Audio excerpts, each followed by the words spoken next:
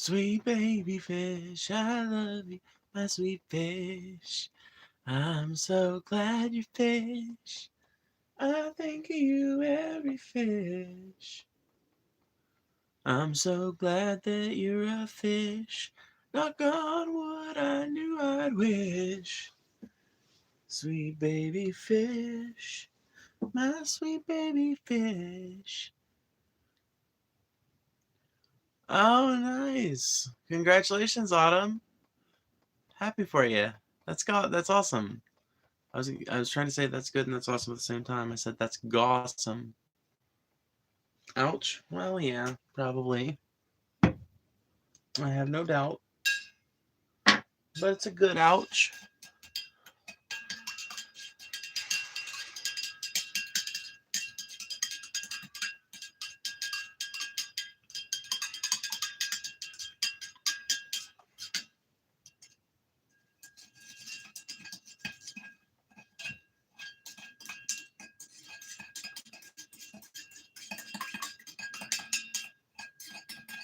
Hi. Hi, Aria. Oh, wait, you guys probably can't.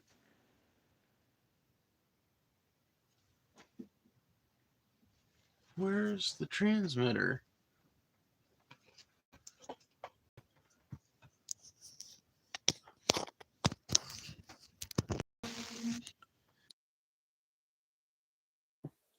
Did my audio settings switch over? Did it switch over automatically? Am I on the lapel mic now? Gay person spotted? True.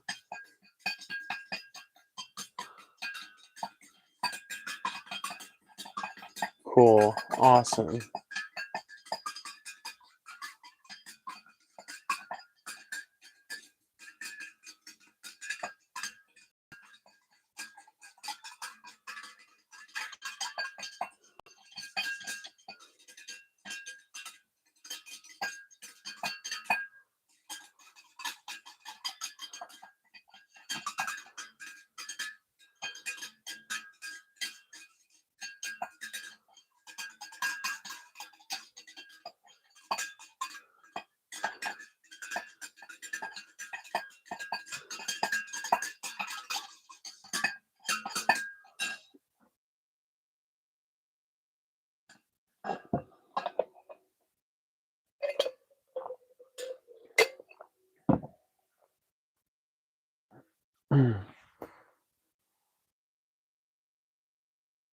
Gotta take my pills.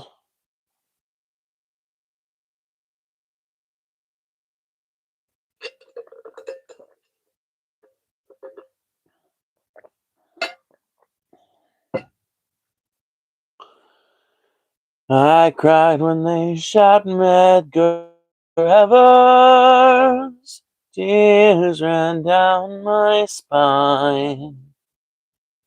And I cried when they shot Mr. Kennedy, as though I'd lost a father of mine. But Malcolm X, he had it coming. He got what he asked for this time. So love me, love me, love me. I'm a liberal.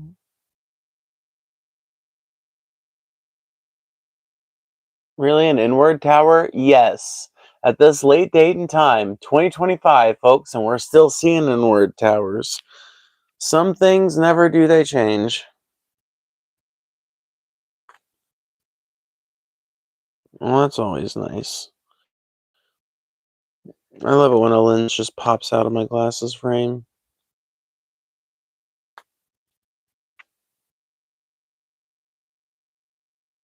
That's always pleasant.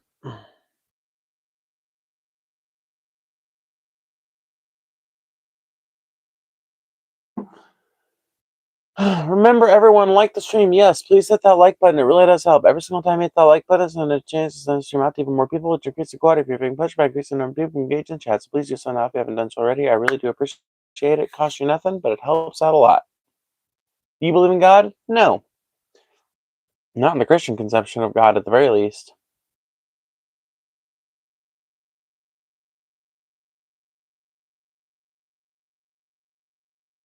Dude, STFU, get a job? I literally have a job. I'm literally employed. Like, literally, according to, like, the government definition, I'm literally employed.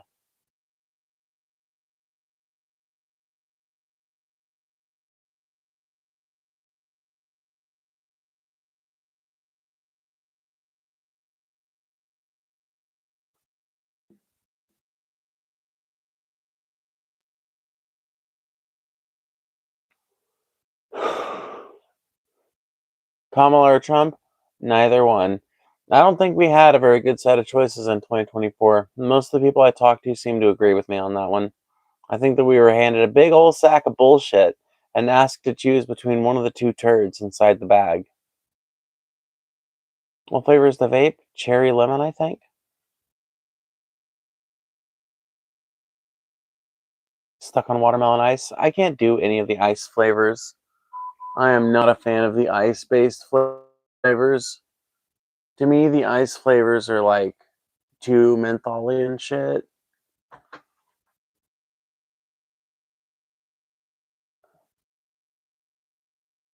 What are you drinking right now? Tea. I had been drinking coffee late at night for a long time, but I didn't feel like making any tonight, so I just got me a glass of tea. Hello, what are your pronouns? I'm non-binary. I use they, them, and I have a boyfriend. Right on. My pronouns are she, her, hers. Cool, cool, cool. We like to attract a diverse audience here, for sure, for sure. Bro just decided he wanted to get bullied online. I get all kinds of reactions online. People that think they're bullying, people that think they're being supportive, people that are being supportive. Nobody that actually is capable of bullying me. I haven't met that person yet. Okay, I take that back. I have met them. There are two YouTube content creators I know of that could bully me, but I'm on their good side. So, you know, it's like Paul Zigo and the Amazing Atheist. They could both shut on my ass pretty easily, but none of you guys are them, so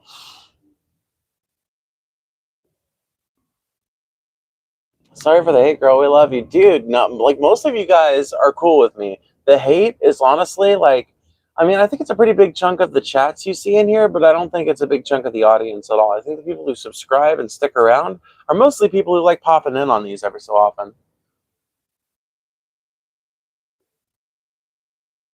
Jesus loves you, and I'm sure typing that in all caps has converted thousands of people. Thank you for your efforts. I'm sure Jesus will give you a pat on the head in heaven.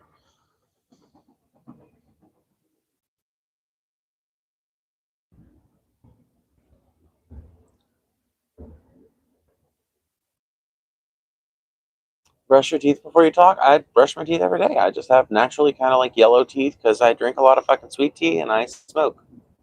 Both of those things will yellow your teeth over time.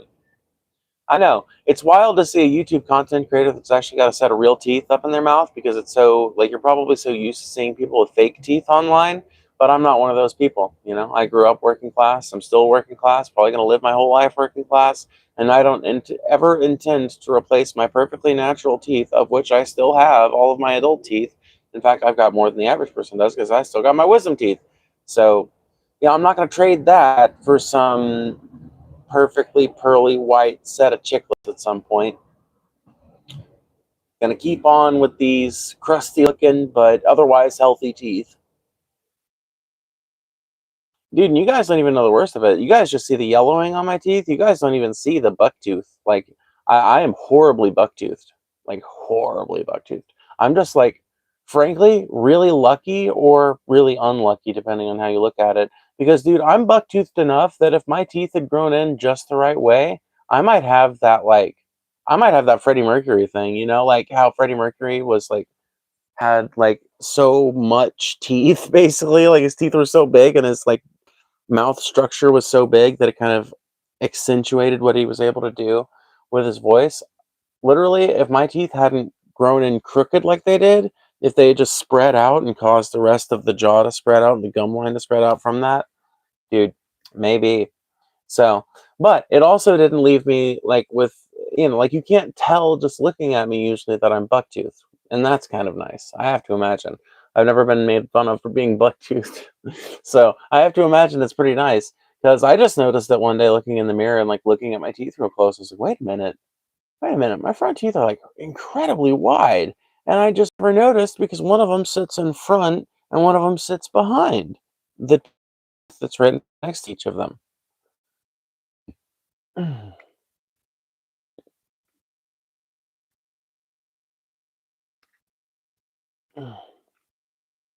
What do you contribute to society? A whole hell of a lot. What do you contribute to society, friend?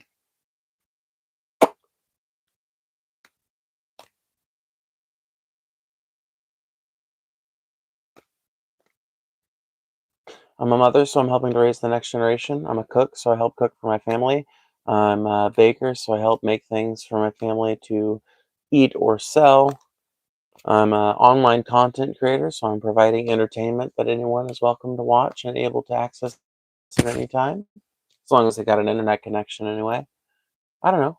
I feel like I add a pretty good bit to society. I pay my taxes. Damn it.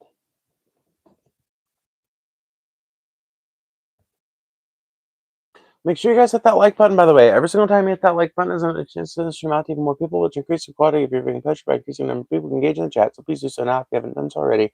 I really do appreciate it, and it really does help. Gosh, nothing, but it really helps.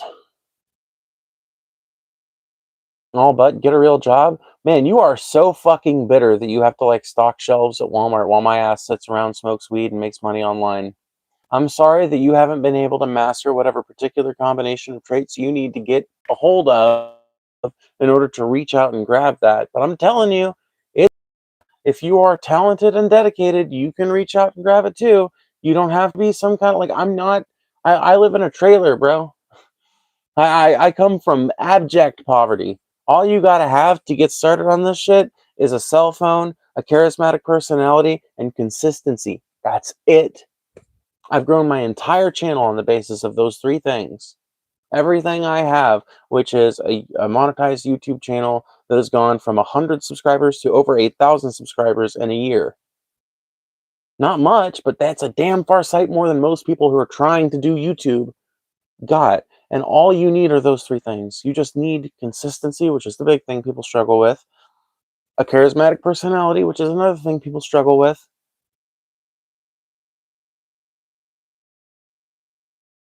and baseline quality equipment. Baseline quality equipment. So, like, my phone is not top of the line, but at least you guys can make out what I look like. You can make out what's on my guitar and what's on the symbol in my background and all that shit, right? If I've got text on my shirt, you can make it out.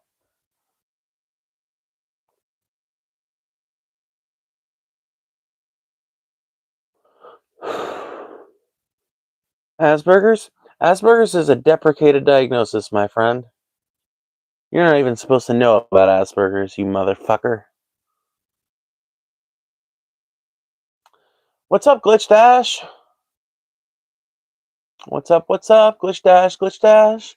Phoebe, what's your opinion on anime? I don't watch it, and whenever I tell anime fans that, I don't really like anime that much, the only anime I really like is Studio Ghibli, they always tell me that that's not anime, so I don't know. I guess I don't really have much of an opinion on anime. I'm sorry. Make sure you guys hit that like button, by the way. There are 220 people watching, so if half of you guys hit that like button right now, that'd be 110 people watching. So instant or liking instantly. So please double tap your screen or hit the like button, whichever one you've got available. It really does help, and it costs nothing. Helps the stream, helps you by encouraging more people to add into the chat, encouraging more viewers to trickle in here. It's a good deal for everybody. You should try longer bangs. Now, honestly, if my bangs start getting much longer than this, they start getting into my into my eyes and shit. What I do want to try is longer bangs on this side and extending them out towards my head a little bit to make them wider, maybe. You can't just get a shit haircut and call yourself a girl. I was calling myself a girl before the shit haircut. Why not shave your head? Because I don't have a collection of wigs to replace my hair, and I would get very dysphoric from not having any. Get a job in a psychiatrist. I have a job, and I don't see any particular need to have a psychiatrist right now at this particular point in time. Jesus loves you, and I'm sure you typing it out in all caps constantly in YouTube chats has converted thousands of people. Thank you for your work proselytizing for the good Lord. This is disgusting. You're disgusting. Nothing is more disgusting than a person like literally obsessed with other people's gender identity to the point where they're willing to like call them disgusting merely for existing online. That's a pretty disgusting behavior, my friend. Just saying. Just saying.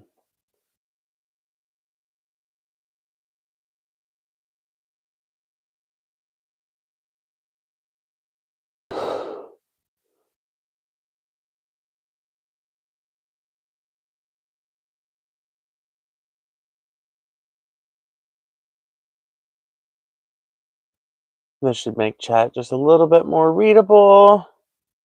Let's do 20 seconds. There we go. Alrighty, now we should be facing a readable chat. Now we'll be able to, like, maybe make our way through this shit and have some kind of useful conversation come out of it. We'll see what happens, though. It's always a crapshoot. Thoughts on Diddy? Diddy didn't do it, apparently. Apparently Diddy did it, but Diddy did something a lot less, I don't know, a lot less diddly, so I guess Diddy's getting off.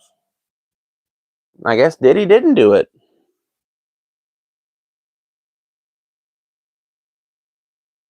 What's your opinion on these kids who are spamming get a job? That they are probably, like, the irony is a lot of them are probably unemployed themselves because that is a Trump line. It just is. It's literally a Trump line to throw at any leftist. It doesn't matter if they're employed or not. And no matter what they're employed doing, you call into question their employment. They could be employed in your fucking field. And if they are a leftist, you are supposed to tell them that they are unemployed and to get a job. It's literally a Trump line.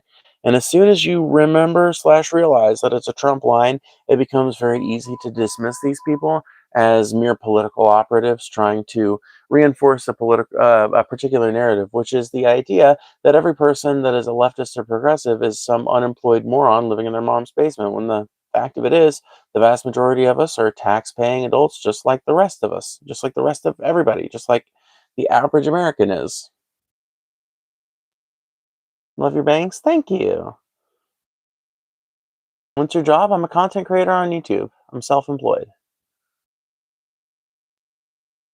People need to let people do what they want. I mean, as long as it's not hurting anybody else, I really don't see what anybody's possible argument could be. That's my thing. Like, as long as my lifestyle or whatever you want to call it is like not hurting you, then literally what possible issue could you take with it? AKA unemployed? No, I make money doing this. Sorry.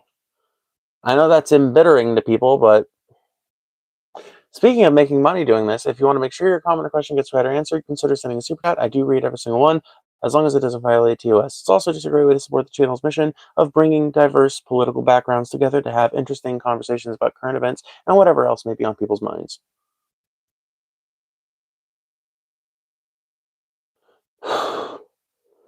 We censor Jesus because people do nothing but spam Jesus stuff. If people would stop spamming Jesus stuff, I wouldn't have to censor Jesus stuff. That's the only reason it gets censored. What's your job? I've already been over that. It does affect other people. Me being trans affects nobody else. It only affects you if you choose to let it affect you. This idea that trans people are trying to infect the minds of children is bogus. It's been roundly disproven. It's been roundly proven as bogus a bunch of different times by a bunch of different people. What's your story? Gonna have to get a little bit more specific than that, I'm afraid. Do you believe in dentistry? No, I fiercely reject any sort of fucking laughing gas sorcery, okay? I reject it. No, I believe in dentistry. I just can't afford dentistry. Like most Americans, none of the healthcare plans I've had in the last 5 years have considered the fact that I have, eyes, uh, teeth, etc.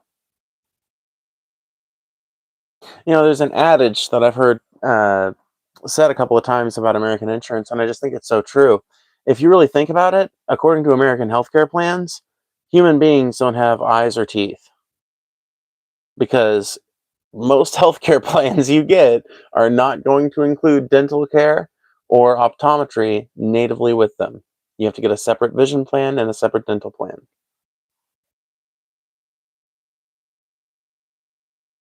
And I have no idea why. That is just one of those scams that the medical industry has allowed us to just accept as normal. Like,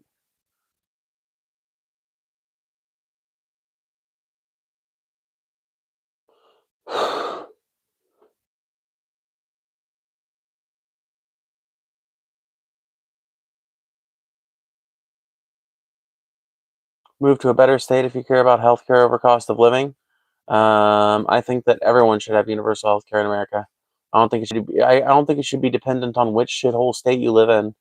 I don't think it should be a choice between, well, I can live in California and get fucked on my rent, or I can live in Mississippi and get fucked on my healthcare. I think that's stupid.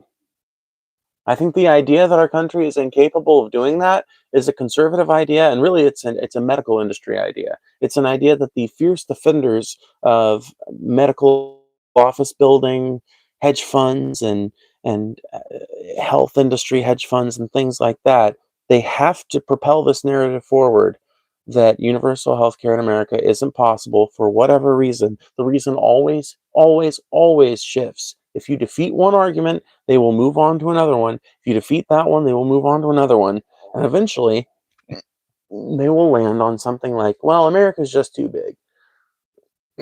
And they'll land on some ephemeral reason why universal healthcare just wouldn't work here. They're not going to be able to elaborate on that reason. They're not actually going to be able to explain that reason, but they're just going to eventually land on some ephemeral reason that you can't point out some example towards, right? Now, ironically, right, when they say, "Oh, well, America's too big for universal healthcare," it's like Canada, Russia, China. I mean, I don't know. Like even India, as far as I know. Like when are we going to catch up with the rest of the world? Like everybody from Western Europe to the Far East has this shit at this point, and we're lagging behind. Like everybody, everybody. Legendary shirt, or you goat or fish? Fish all the way. Fish for sure.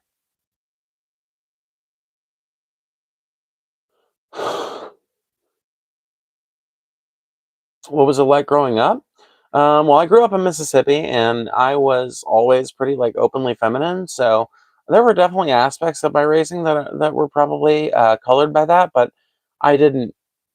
I wasn't consciously aware of it at the time. But I lived in the country. I grew up in like a pretty rural area, in a rural area of a rural area, if you know what I mean. And so, my parents were business owners. So, like any of the people that came over to my parents had an auction when I was a kid. Any of the kids that came over there with any of the people that were coming to the auction were naturally going to want to be friends with us because we're the owner's kids.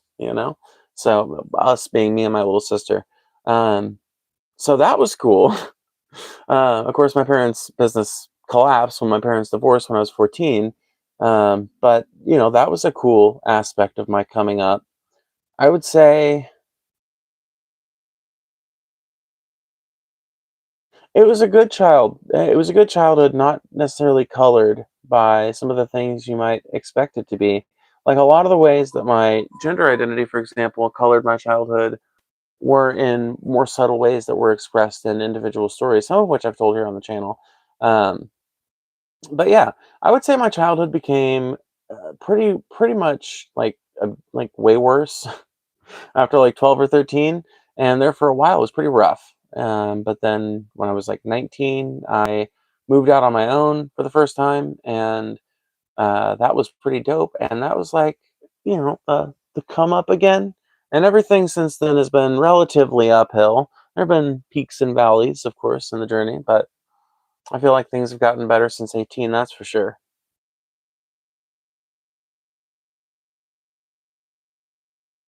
Thoughts on D&D, like Dungeons and Dragons?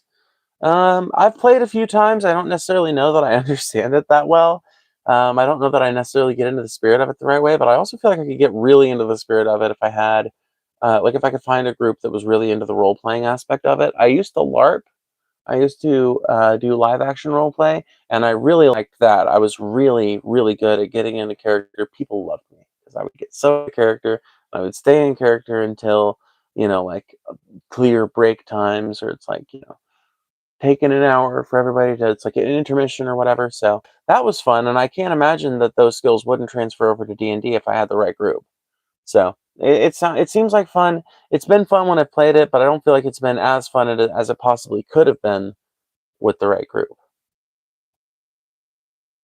I run D&D professionally. There are a lot of groups that get really into the role play. Yeah, no, I've heard of them. I've seen some of them do stuff on YouTube, and that's what tells me that I think I would have a lot of fun with it if I could find a group that would, like, really.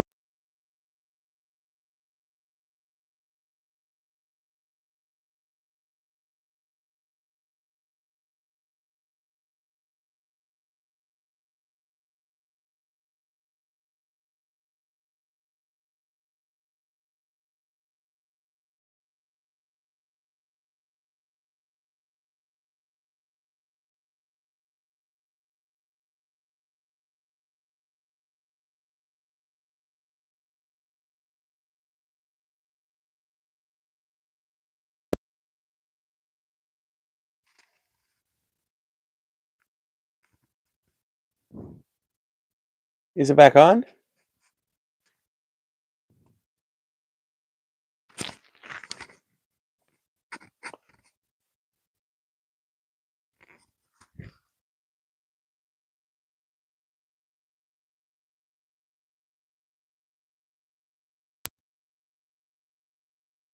Yeah, I think this fucking. I think my mic is just dying.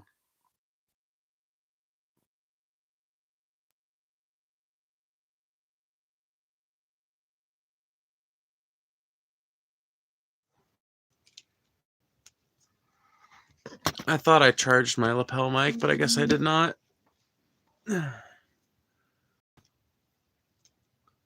Oh well.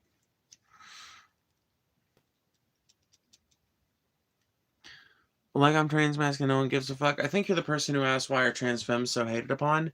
Largely misogyny. And as to why trans masks aren't as hated upon despite misogyny, I really don't know. I don't know. I would love to talk to some trans masks about it, but my opinion about like a lot of the like what people sometimes call trans misogyny or hatred specifically towards trans women that you see is really just repackaged misogyny. I was talking about it on a stream earlier today, I think. Please stop vaping. No.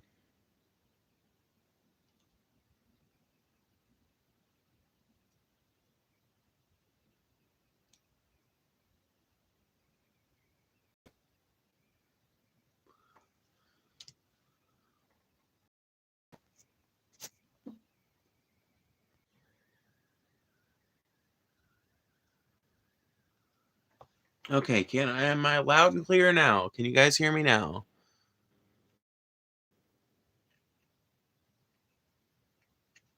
Okay, if you can't hear me at this point, then I don't know. Scroll away and scroll back in. You should be able to hear me.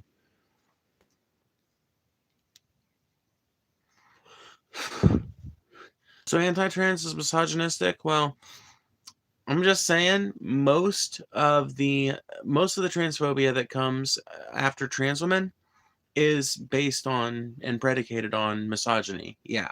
I'm not saying all transphobia is misogyny, but there's definitely a common thread between misogyny and hating trans people.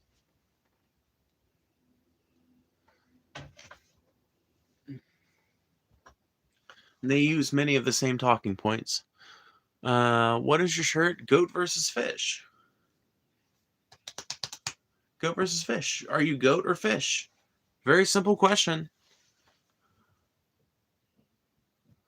Why did you turn trans? I don't know. I just walked by the right plant at some point in my life. No, I don't know. Scientists don't exactly know what makes a person trans versus not trans, as far as I know. I think it's like a combination of genetics and nature, as far as we know. So, but as far as why I decided to come out, it was a very simple matter of not being able to like stand, not being able to, I couldn't stand not being able to be myself anymore. I couldn't stand living a fake life that didn't actually reflect the real me. It felt like bullshit. It felt like bogus. I don't know how else to put it. It felt like I was living an entire lie for 21 years. So I came out as trans. I started telling people how I really wanted to be identified, how I really want, like, the name I really to be referred to as. I started, like, embracing changes that I've wanted to make in my life for forever. And all of a sudden I was happier. All of a sudden I felt more confident in myself. All of a sudden I didn't feel like such a pretender when I looked in the mirror. By the way, I have a video premiere coming out in 30 minutes. Make sure you go head over to that and hit the little alert bell or whatever. Add it to your watch later. I might go longer than than after the premiere starts, but if you want to go watch that, it is my debate between modern day debate. It'll be premiering in 30 minutes. It is the re-upload of that debate. James gave me full permission to re-upload it, but it is well worth checking out if you want to sit and listen to me and another leftist argue about whether or not Kamala or Trump would have been a better candidate for 2024. Thank you for the gifts. Holy shit, look at that. 3 of them, 4 of them, 5 of them, 6 of them? No, just 5. Okay, cool. Respectfully, you don't think trans people are dealing with an identity crisis? No, I think the trans people have settled the identity crisis by coming out as trans. Pretty simple, right?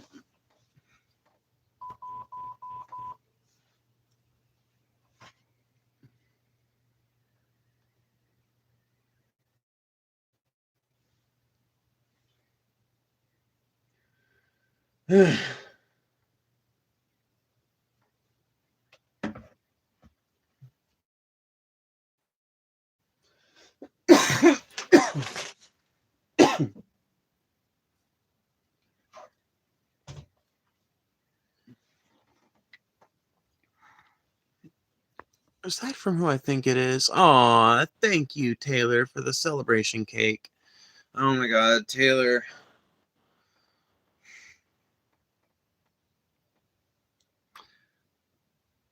Fucking life developments have happened, friend.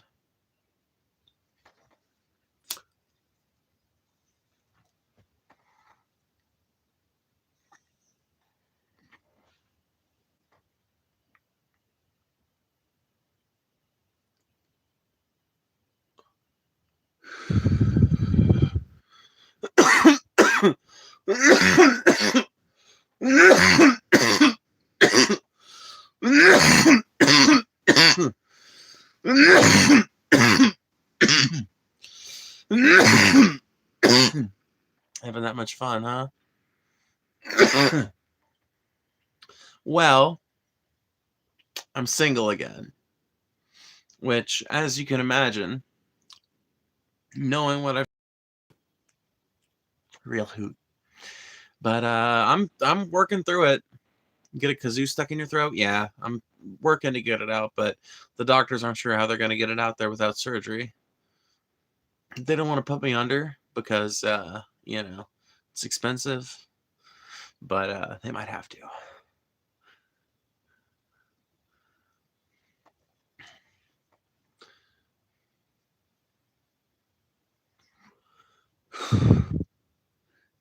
Are you gay? I mean, I'm bi, or pan, I don't know. I don't know whether to say pan or bi. I feel like both are acceptable and used, but sorry to hear that, friend, but all is as it should be in the end. Taylor, you need to look into Taoism. I'm telling you what, you would be such a great Taoist. Because I tell you what, you've always been good at maintaining that fucking attitude, and I have always been terrible at it. All is as it should be in the end. In the end. In the end. In the long, drawn-out, cascading end. But I feel like that's a very wu-wei kind of perspective to have, Well, it'll all come out in the wash, is another way of putting that. And I like that, but I think you should check out the Tao Te Ching, because I think you would find a lot of interesting stuff in there. I'm a Christian, but I genuinely think you're a good person. I have hope for you, honestly. I mean, I don't know necessarily why you need to have hope for me. In my opinion, if there is a benevolent God ruling over all of this, and I'm a relatively good person, then at the end of my life, he'll look at the fact that I was skeptical about his existence and be like, well, understandable. There were a lot of people going around spreading hate in my name, so yeah, and let me into heaven. And if the God that rules over this universe is evil, then I'm not going to be admitted to heaven, but neither are a whole lot of you guys either. So we'll all be in hell together, my friends. And if there's no God at all, then at the end of my life, I'll pass away and probably have a really stellar DMT trip that'll make me feel like I'm in heaven. Probably feel like I'm there for thousands of years too, as my consciousness slips away and cells stop producing ATP and my breath slips into the atmosphere.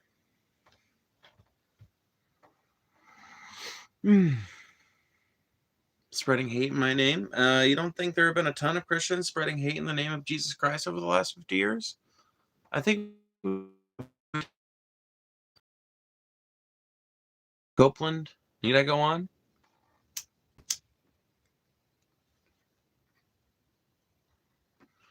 What was that one dude's name? I always forget that dude's name. The dude who ran the Westboro Baptist Church for the longest time.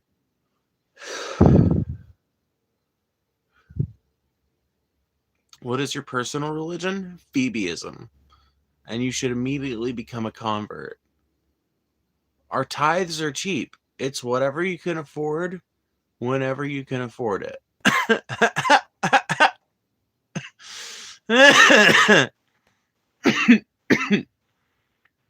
I see, like Deborah. Look, she just made a tithe to the Church of Phoebe right there.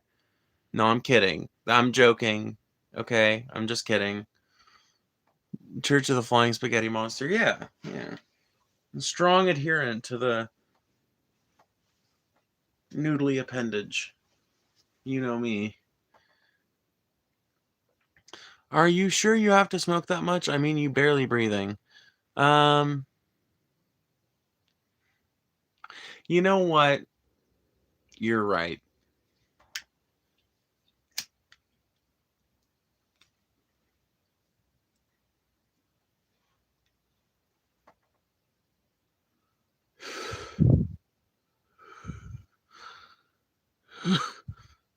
Free will is a hell of a thing. True. True. I will say, I'm glad that you more lean on the side of free will. People that believe in predestination piss me off. People that believe in predestination and presupposition and shit. Oh my god. Tiring people. Some of the most tiring Christians you could ever hope to argue with. 310 viewers, holy shit. We can get up more than that.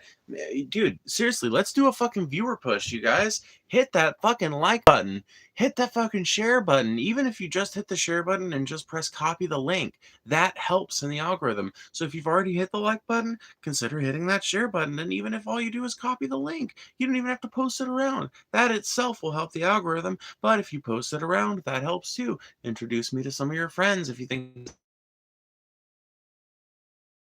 content. Come on, bring them here. I want to see that viewer count climb up to 1,000. We've had it up there before. Can we get it up there tonight? I think we can with concerted effort.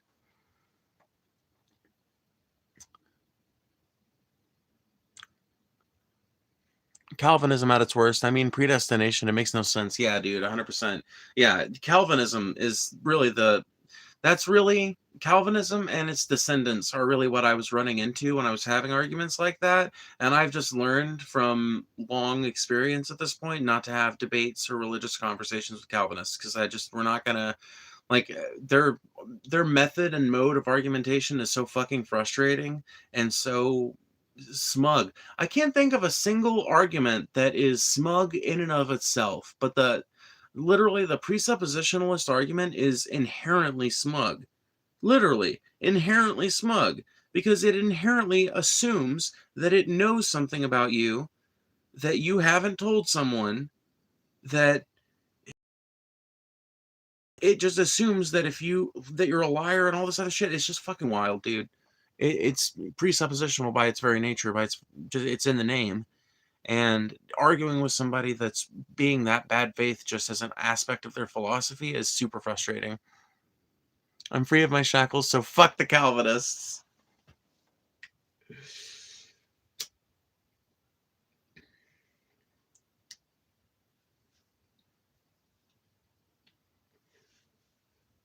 Man. I just gotta say, my dumbass is retarded. Now, granted, I didn't really, like, talk to you guys over the last 4 years. But hell, checking in on Facebook every so often? Shit. There for the longest time, I thought y'all were just the happiest couple on Facebook. I was like, God damn. Alright. Well, good for them. That was where I landed on. Ironically, that was what I landed on. Was like, well, alright. Well, good for them. You know, glad they found each other. But now both of you guys have found me again, and you guys hate each other, which is understandable.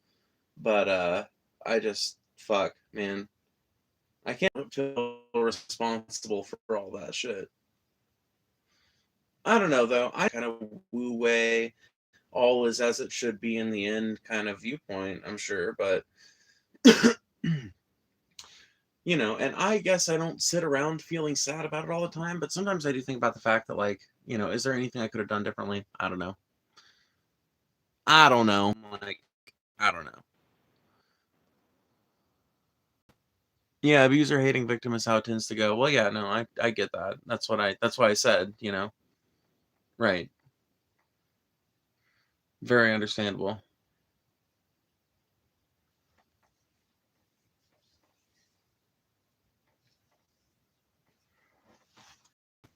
Where the fuck? Oh, there it is.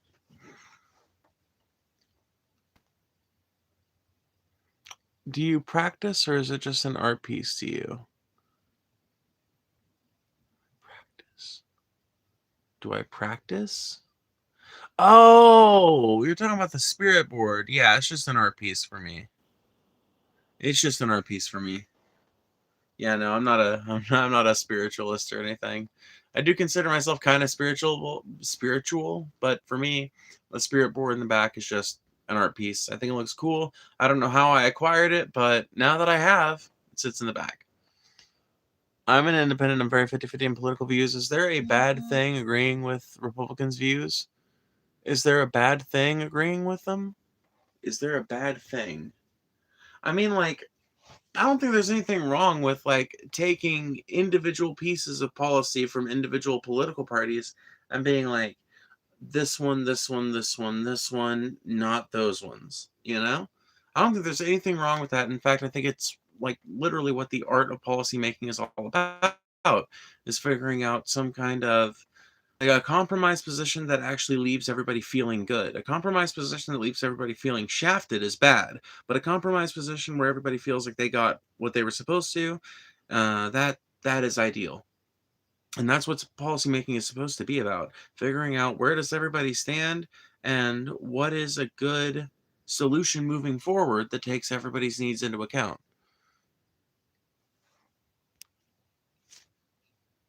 Yeah, it depends on the point, 100%.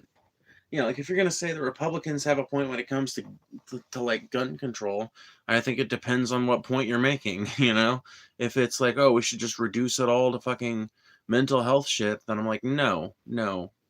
But you know, I don't know. My tactics when it comes to the gun control thing, I disagree with Republicans and Democrats on that one. So I don't know where I'm supposed to land.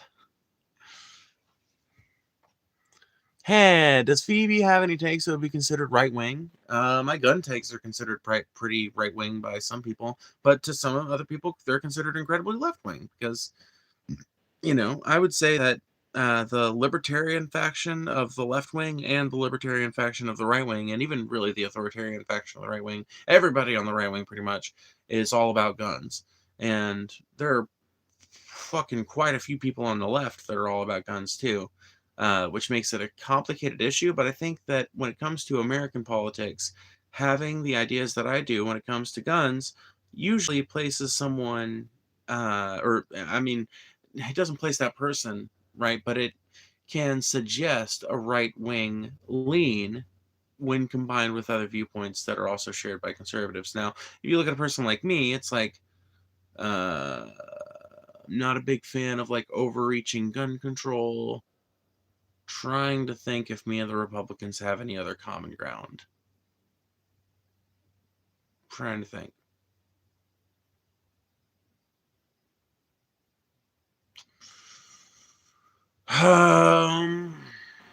Really trying to think. I got nothing. Dude, I would say anti-war, but the Republicans haven't been anti-war since the fucking 80s. Arguably the 70s, maybe. I would say anti... like, I would say, like, you know, like, kind of... they don't really do that well, either. So...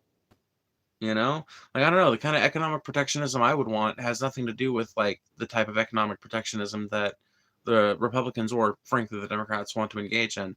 A lot of the economic protectionism that I want to engage in is just keeping America's money in America by redistributing American billionaires' wealth. Pretty simple in my mind.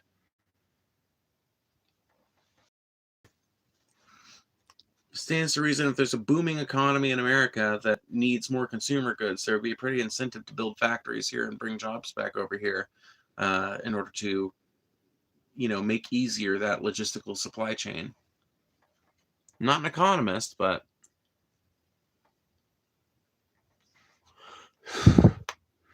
have a good night. Hope the stream goes well. Thank you. I appreciate that. Also, consider sending a super chat if you want to make sure your comment or question gets read or answered. I do read every single one as long as it doesn't violate TOS. Thank you so much. You're a woman? Yes.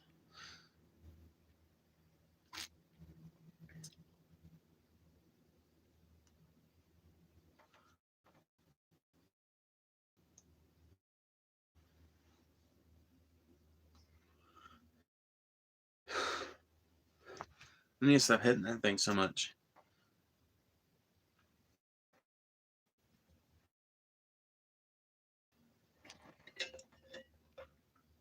So, I believe we are $8 away from our guitar goal. If you guys want to hear some music today, donate $8 or more, and that will entitle you guys to hear some music on the guitar.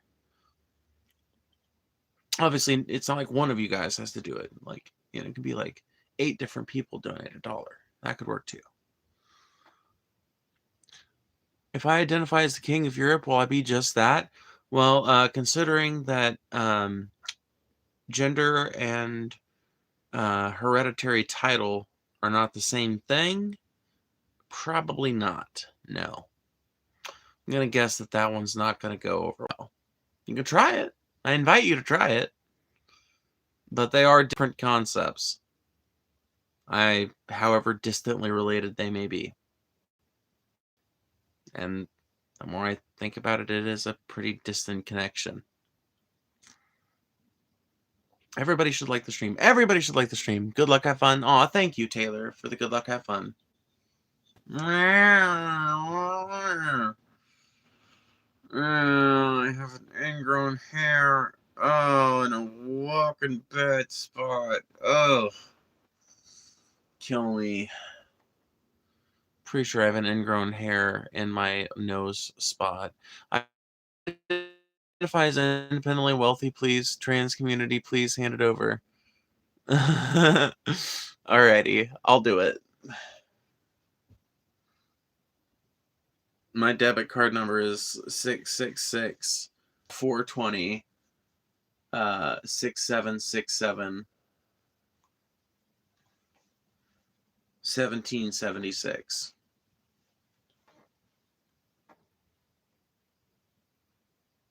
Yeah, expiration date is 6969.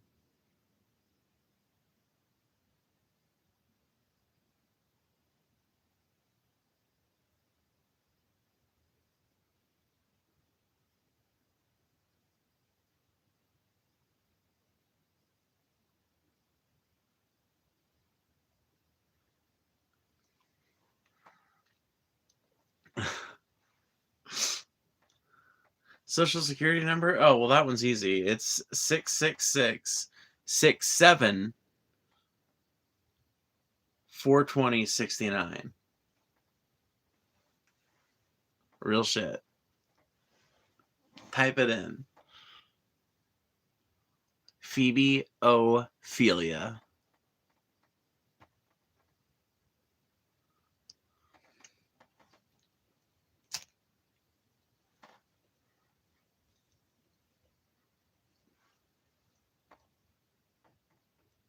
Getting a home loan with it? Shit. My credit's like 850. Shouldn't be no problem. No, Taylor, dude, guess what, though? A lot of the dumbass shit I did when I was 18 and 19, that shit fell off.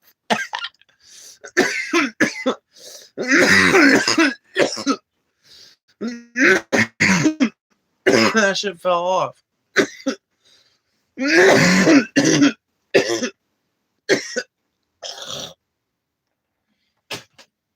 And my credit has started to recover as a result. So, yay!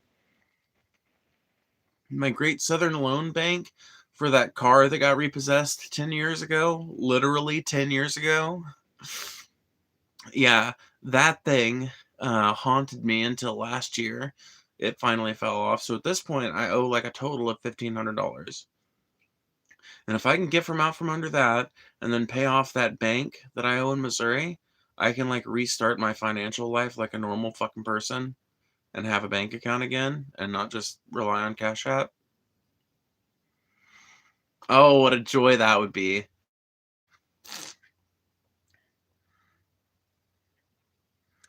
Hiding the car in the garage so they can't repo it. Dude. Oh my God. I did that shit, y'all. I did that shit, y'all. And you know what finally got me fucking busted? I figured it out. It was my dumbass posted a picture of the damage from that deer I hit. Taking Brian's fucking girlfriend home. I fucking hit a deer on my way out to fucking Okeechobee or wherever they fucking lived. So, you know, I took a picture of it being like, dude, look at the fucking crazy damage this deer did to my car, bro. And fucking my dumb ass, dude, literally, oh my God, I've been so better. I've been way better about not doxing myself since then. But dude, fucking like, you know, hours after I made that post, I realized and I deleted the picture, but somebody clearly had already gotten a hold of it. Like they clearly had people monitoring my account and shit. But in the background of that picture, there was the cross street where we lived. So it literally just like told the fucking repo company where to get the car. Hoist by my own petard. All that effort I put into hiding the car. Brian had a baby 3 months ago? What? That's wild. I mean, I have a baby now too, so it's not that wild, but it's wild. Brian was way younger than me though, so it's still wild to me. Well, he wasn't way younger than me, right? He's like 4 years younger than me or something.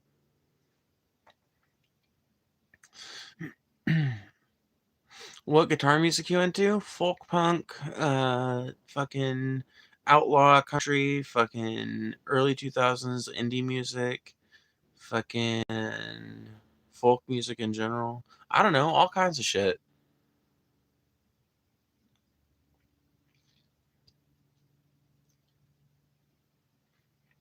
They say that after the war, the Nazis vanished without a trace, but battalions of fascists still dream of a master race.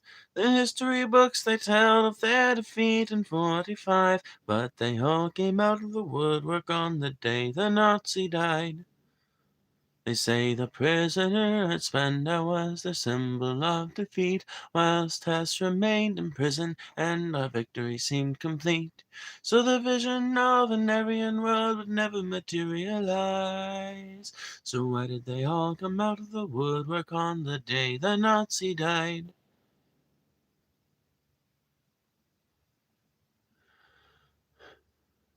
Play Kate Bush? I don't know if I know any Kate Bush.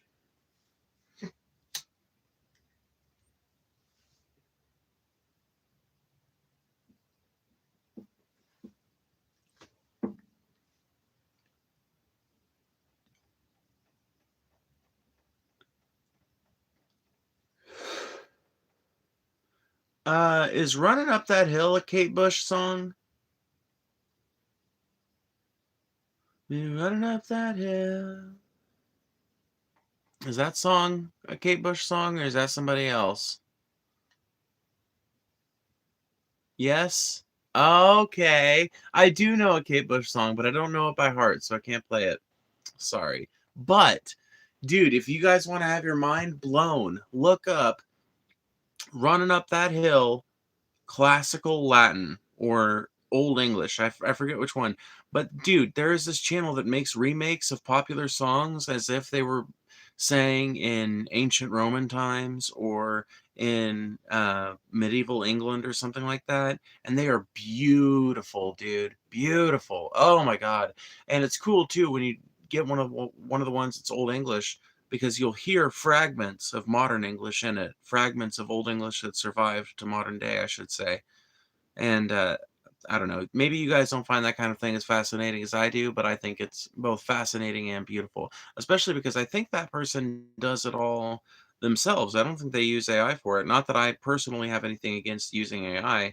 I think it's going to increasingly become the only way to compete with corporations that are definitely going to be using it. But a real value to human production and to human effort, obviously.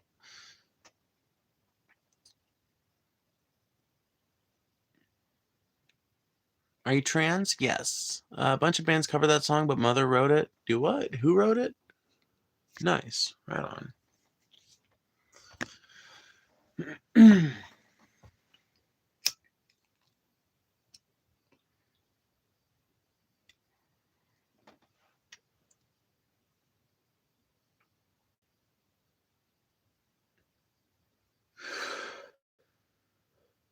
That is a good song, though. God, that's a good song.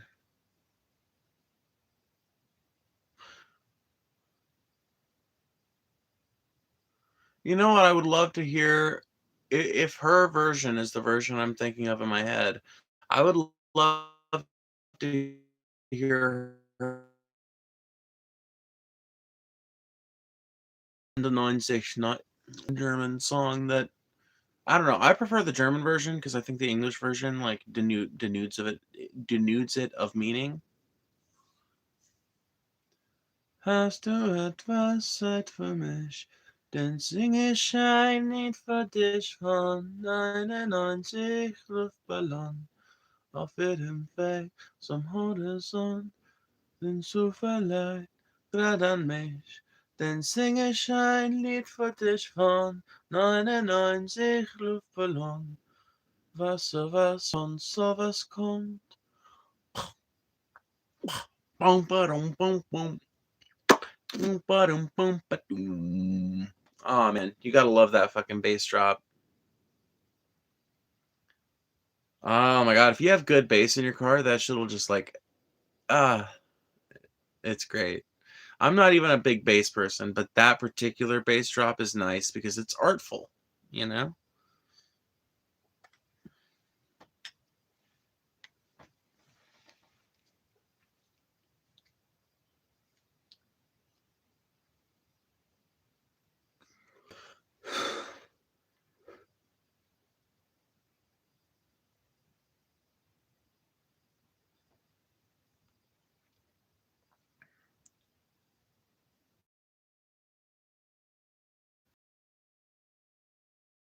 I don't do it. We'll sound like pop rocks. Oh, that's funny. That's fucking funny. I know what you mean, though. I know 100% what you mean. Dude, okay, so my mom has this nice new car, right? And every time I ride in it and she plays music on it, like she has started playing it quieter because she kind of just has to at this point. Are we back?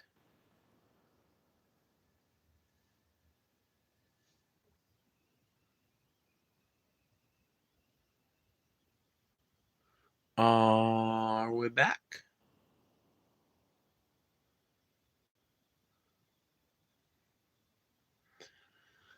Okay.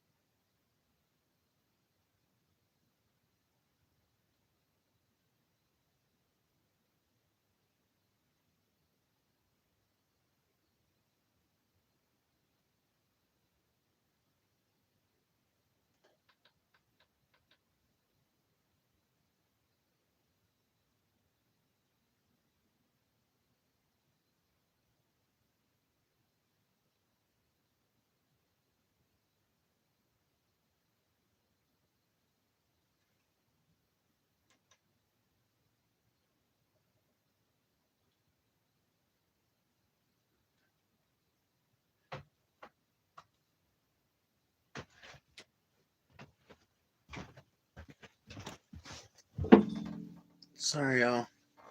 I'm done being a crackhead.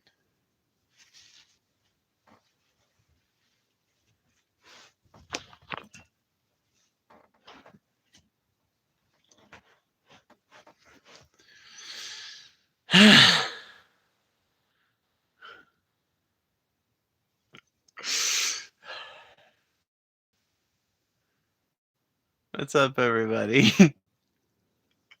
What's up, everybody? Hi. Make sure you guys hit that like button.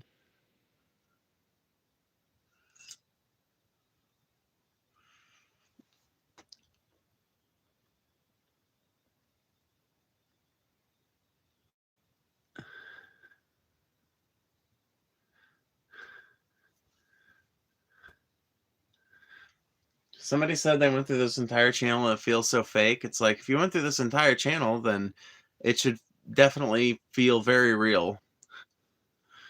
There's literally videos from all different eras of my life on here. Anytime was it actually something spooky out there, or just you feeling weird, hearing weird stuff? It was sirens. I was hearing sirens, and I was seeing if I'd see any lights coming up the highway or anything. Not that I can directly see the highway from that window, but I can see, like, towards the highway, kind of. What's up, Ma Dukes? You're a pretender for monetary gain? Then why have I been living as a woman for 5.5 years? Like, literally for 4.5 years before I started streaming.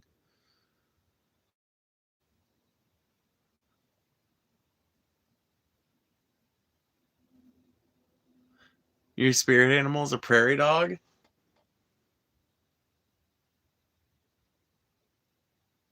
Nuh-uh.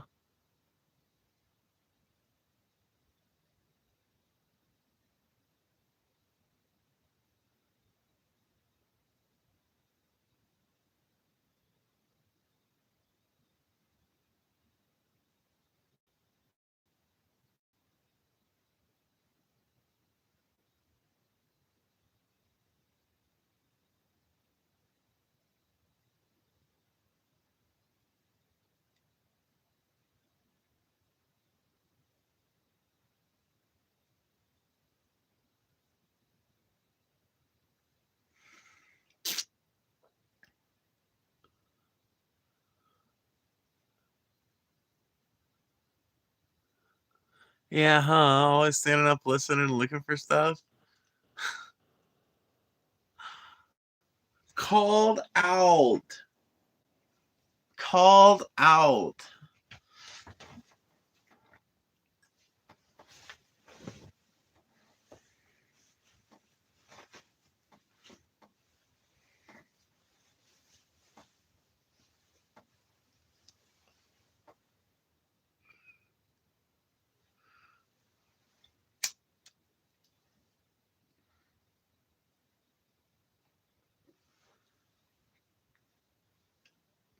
I can't believe that. Matt saying my fucking spirit animal's a goddamn prairie dog. Hey, what's the big idea? By the way, you guys, I have a premiere going right now, and if anybody uh, gets bored after this, you should check that out, because it's like a 3-hour long debate. So long after I get done with this stream, that debate will be something you can watch. I think I started this around 12 a.m. It's definitely... The timer says I've only been going for 36 minutes, but there's no way that's true. I feel like I've definitely been going for longer than 36 minutes, but I guess I don't know that for sure. An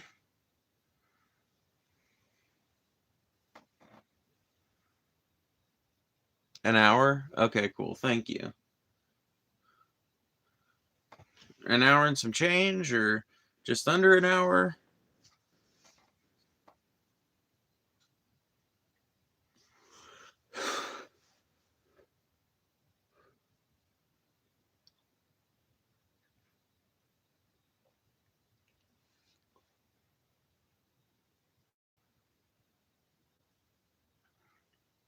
An hour and some change. How much change? Okay, cool. Coolio. Cool. Excuse me. Nice. Nice. Well, yeah, whenever I get done with this stream, though, you guys can head over to that because that will be going, and yeah.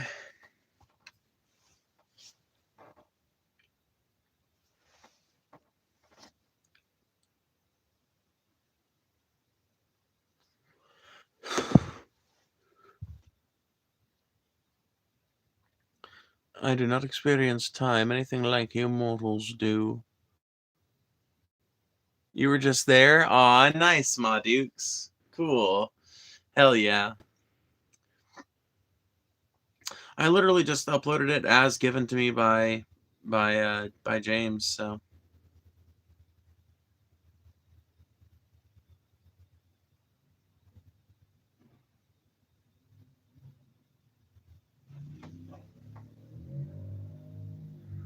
Hey, look, it's David Zoll. Let's see what he said.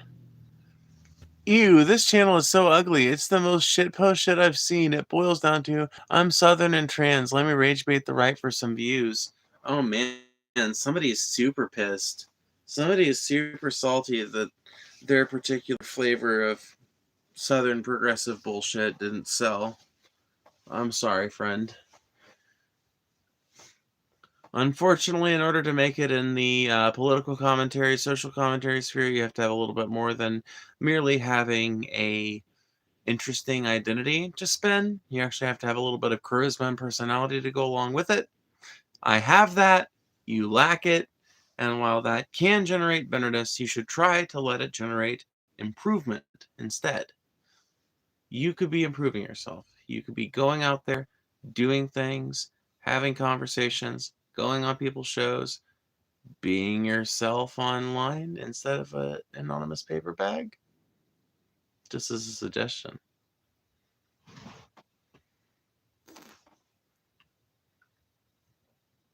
I don't think they mean you, David Cortez.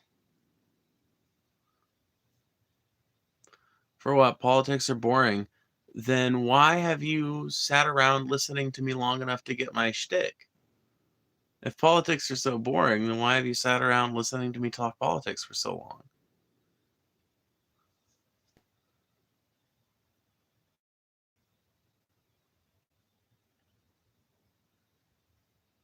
Just curious.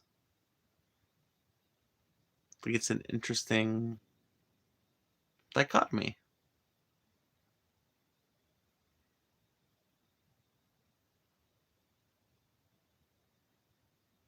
What's up, Cash? I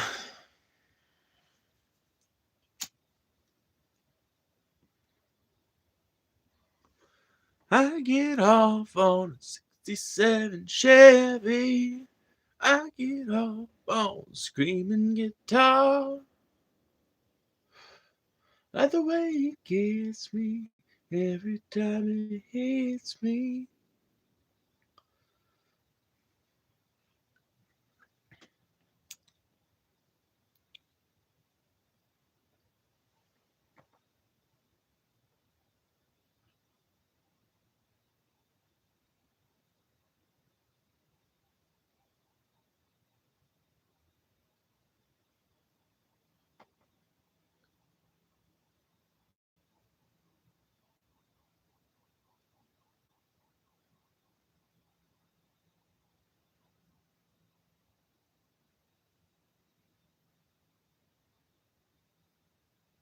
I swear we got some of the weirdest sounding sirens in the goddamn country.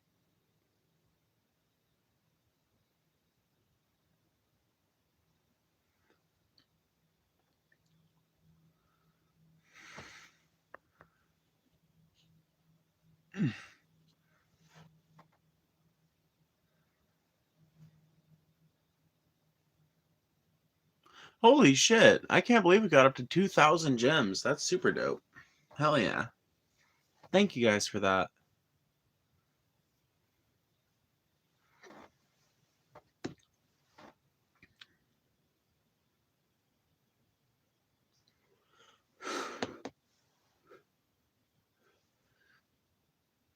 Man, I guess we are just not going to hit the super chat goal tonight, are we? That is a shame, but if you guys don't want music tonight, I cannot force you. I don't like these kids and their damn words. Their words and their phrases. The things they say, the things they don't say. The things they say too little, the things they say too much. I spent all the money on these jewels. Nice.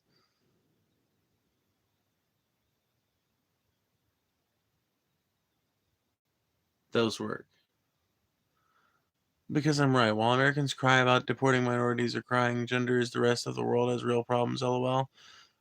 You realize how much of that has, like, okay, see, this kind of pisses me off because it's like you've clearly listened to me enough to get part of my shtick, but you haven't listened to me enough to get the other part of it, which is where I redirect the whole conversation towards economic issues, which are the real issues facing Americans. Those aren't the actual issues that face us as Americans. That's just what the fucking mainstream media talks about, and that's honestly what the independent media talks about too, because the independent media has been completely co-opted by mainstream narratives and by an overall driving kind of back and forth political narrative that, in my opinion, is mostly egged on by people in power, um, but that one can choose to participate in whatever way they choose to. My way is by being someone who's like, I mean, you kind of pointed out aspects of it earlier, right? I'm a trans woman. I'm from Mississippi, and that in itself is pretty unconventional. But I'm also like an out and out leftist, not ashamed of it.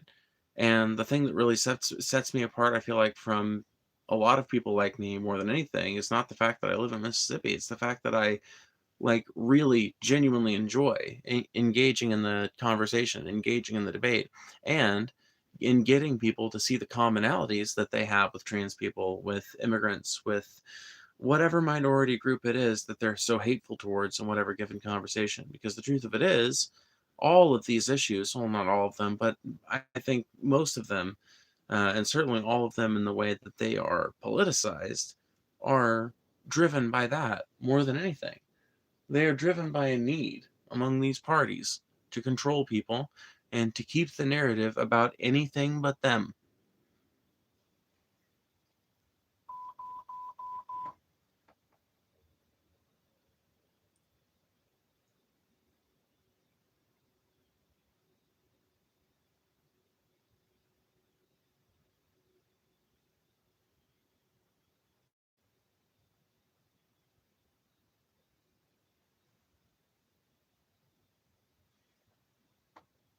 They listen but refuse to hear. Thank you, Madukes, for the $2. I appreciate that. Thank you. With that, we are only $6 away from the guitar goal. Let me see here. Uh, uh, Snooze Fest sounds very privileged. I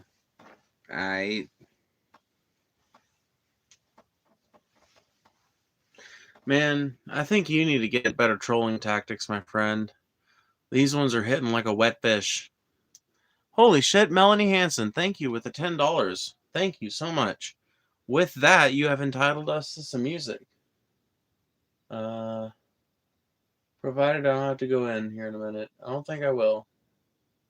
Knock on wood. I won't have to. Yay, okay. Yes, we will do that.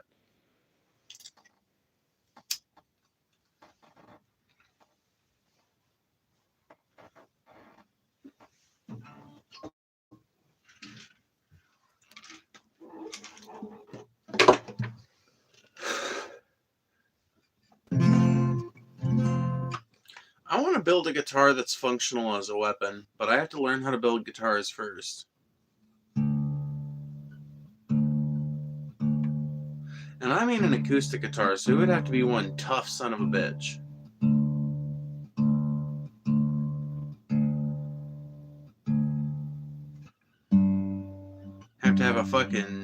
Have to have a truss rod the size of a sycamore.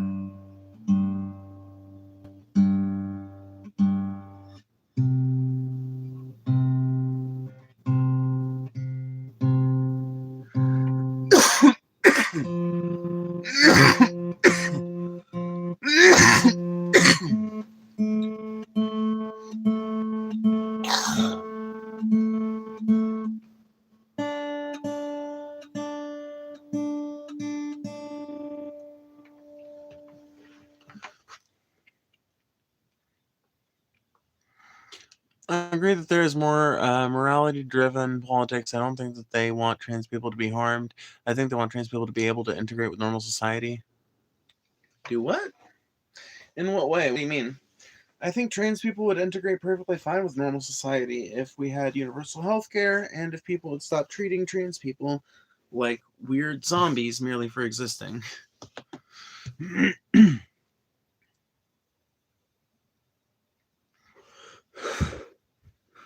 Certainly, I don't want to be treated any differently because I'm trans. Come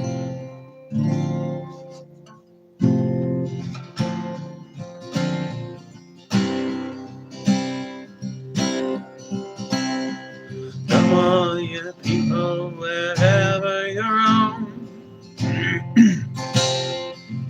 and accept that the waters around you have grown, and admit that soon you'll be drenched to the bone. If your arm to you is worth saving, well, you better swim fast or you'll sink like a stone, for the times they are changing.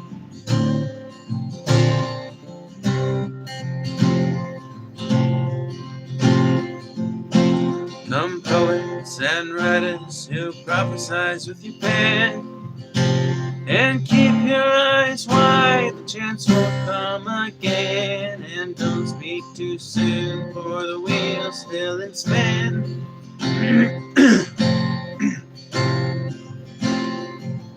And there's no telling who that it's naming, for the loser now will be later to win, for the times they are changing.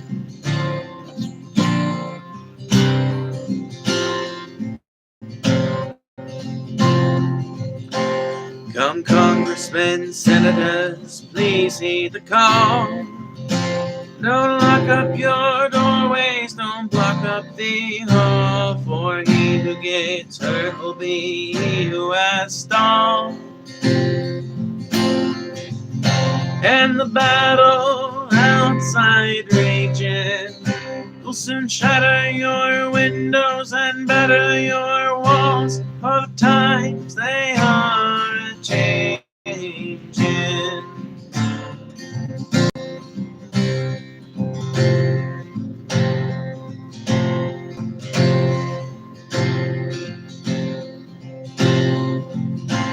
Come mothers and fathers throughout the land, and don't criticize what you can't understand, for your sons and your daughters are beyond your command.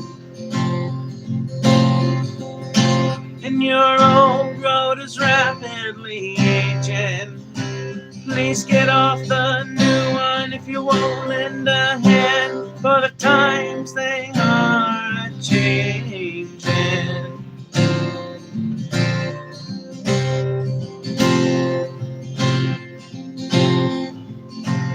The line that is drawn, the curse that is cast. As he who's now first will later be last, just as he who's now slow will later be fast. The old order's rapidly aging. Please get out of the new one if you won't lend your hand, for the times they are changing. Yes, the times they are changing.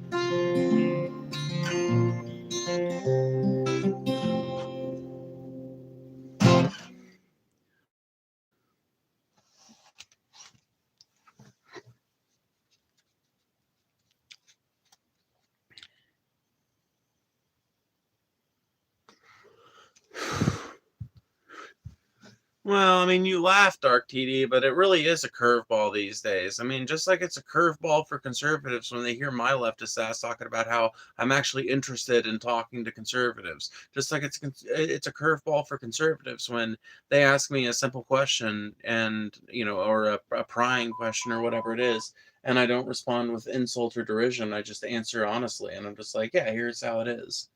Like, yeah, political curveballs are pretty common these days.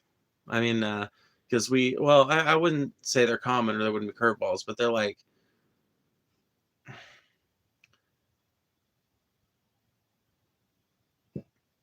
not they're not common, but they're not rare by necessity. It's not like there's some limited amount of this particular type of personality that's out there. It's just that it's incentivized against pretty heavily in America. We really have started to incentivize tribalization pretty heavily here. Public institutions should respect biological sex. What do you think?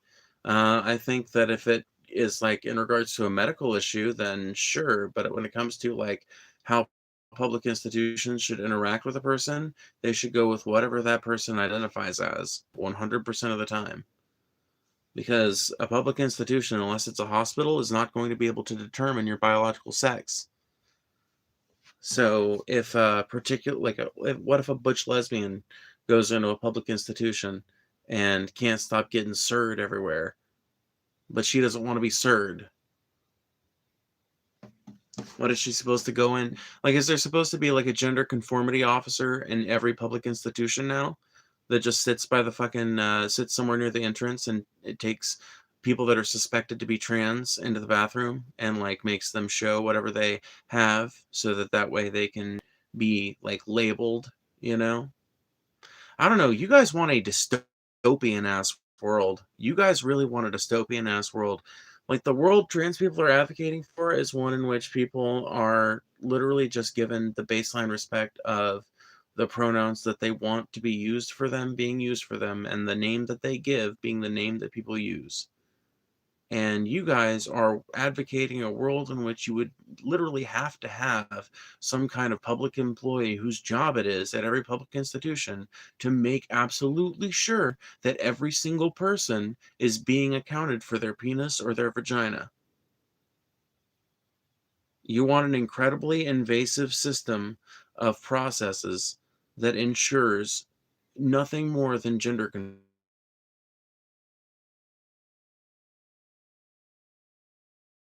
That in America, you can't be trans, or if you're trans, we don't fucking recognize it here. All in an effort to discredit the idea, the scientifically fucking verifiable idea of trans validity.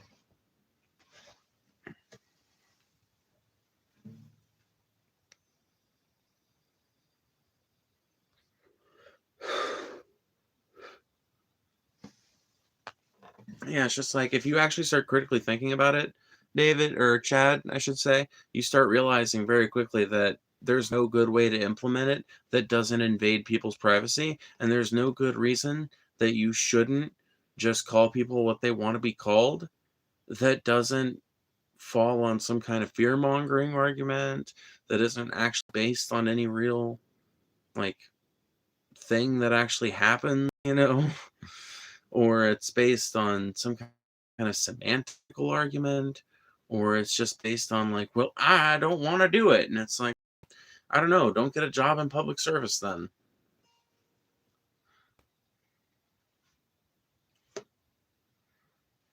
I don't think that would be necessary. The vast majority of people would just need to be honest about it. Your thoughts?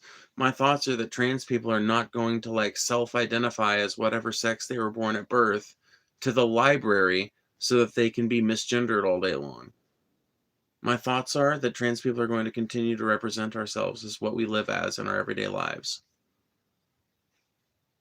regardless of what legislation is passed. Like, you can't legislate trans people out of existence. The Nazis tried, and there are trans people in Germany to this day. So, I don't know. If the Nazis weren't able to do it, something tells me American fascists aren't going to have any easier a time of it.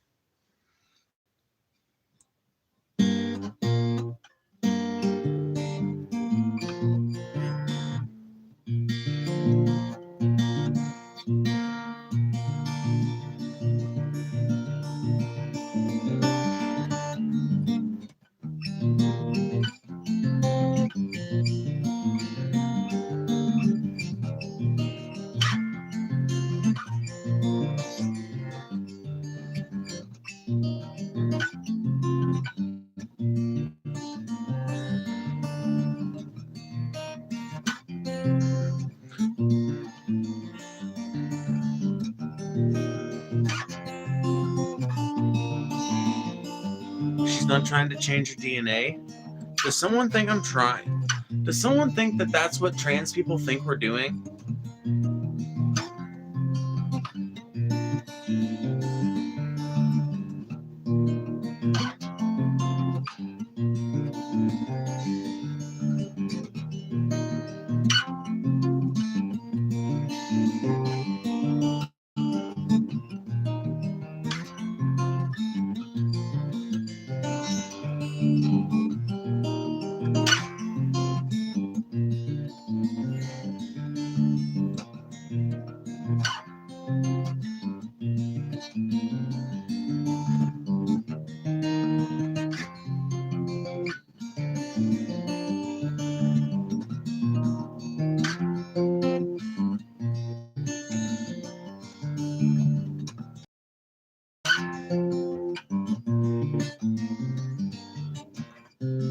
Fuck.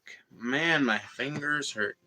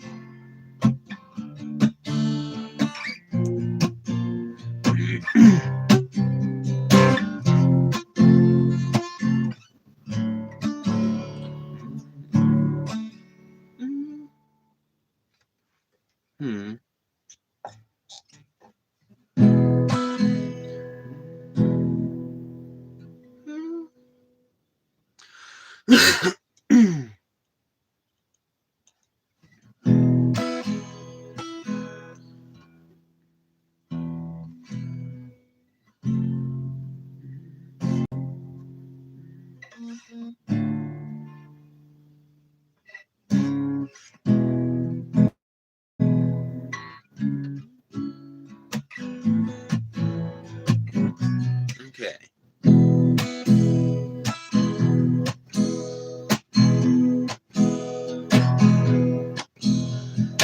Out on a date in my daddy's car. We hadn't driven very far. There in the road, straight ahead, a car was stopped. The engine was dead. I couldn't stop, so I swerved to the right. I'll never forget all the sounds at night. The bursting tires, the busting glass, the plain screams that I heard last. Oh, where can my baby be? The Lord took her away from me. to be good, so I can see my baby when I leave this world. Well, when I woke up, the rain was pouring down. There were people standing all around. Some warm running in my eye, but somehow I found my baby that night. I held you close and you proudly said, hold me, babe, for a little while. I looked at you and smiled at me. I found a love that I knew I would miss. Now you're gone, even though I held you tight. I lost the love of my life that night. Oh, where can my baby be? The Lord took her away from me. She's going to heaven, so I've got to be good, so I can see my baby when I leave this world.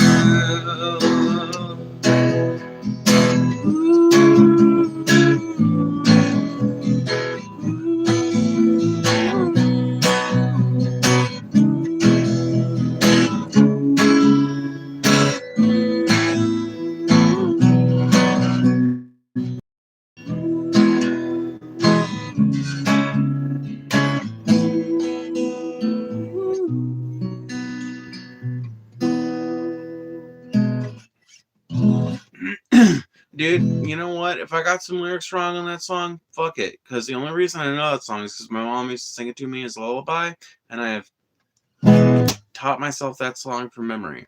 So I don't even know if the chords are right. For all I know, I'm playing that song completely wrong. For all I know, there's not a fucking thing correct about my cover of that.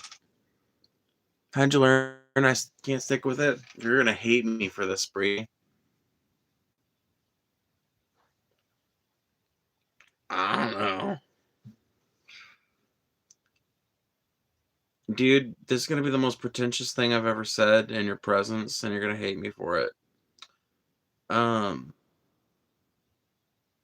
If you take a prodigy to mean someone who just picks up something for no reason and is really skilled with it pretty fucking quickly, that was me with guitar. I fucked around with piano, could never get into it. I fucked around with woodwind instruments, could never get it.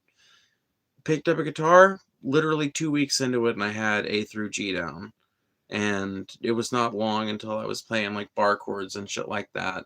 And, you know, at this point, like I can learn pretty much any riff given enough time.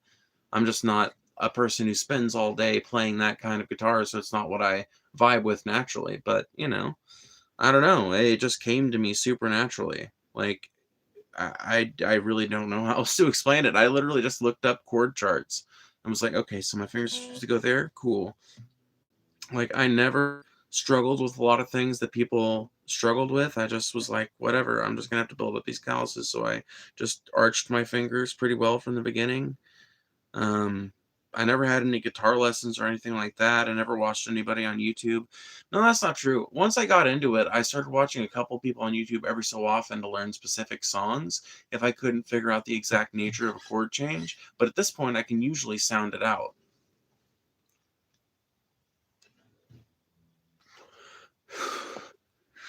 Well, I did give you the warning, Bree. I did give you the warning.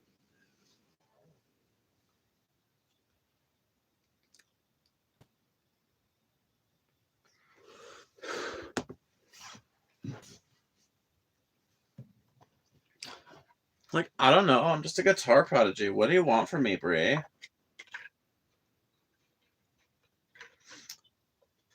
Just be glad that you haven't had to endure me being pretentious about my weather superpowers, okay?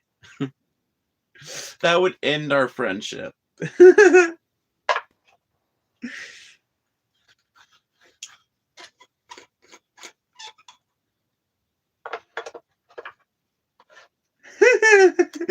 Dude, that shit still gets me when I think about it.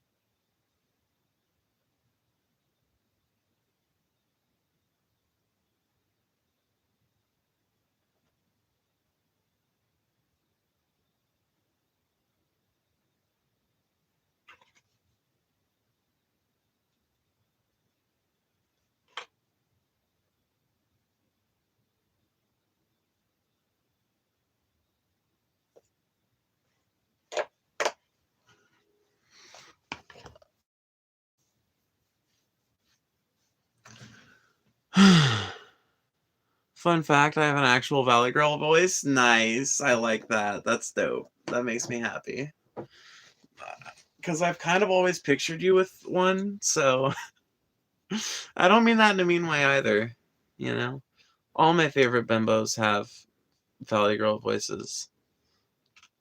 I play guitar for my 2 little girls every night. I want to play guitar more for my son, but I keep aside. But I should start doing it. It would be a great way to get him to sleep, I bet.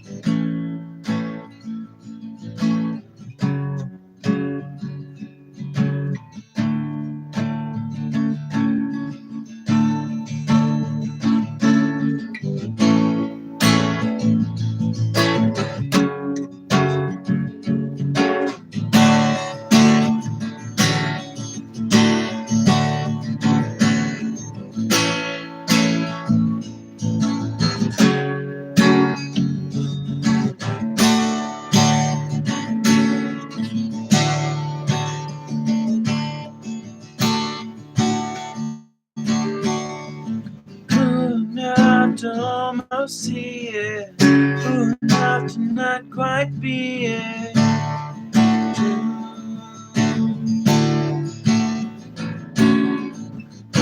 Pockets full of sorrow, run away with me tomorrow. June. Try in the pain somehow. Feel the same. Well, no one knows where our secrets go. I'm straight and narrow. Pretty sure I'm getting the words wrong there.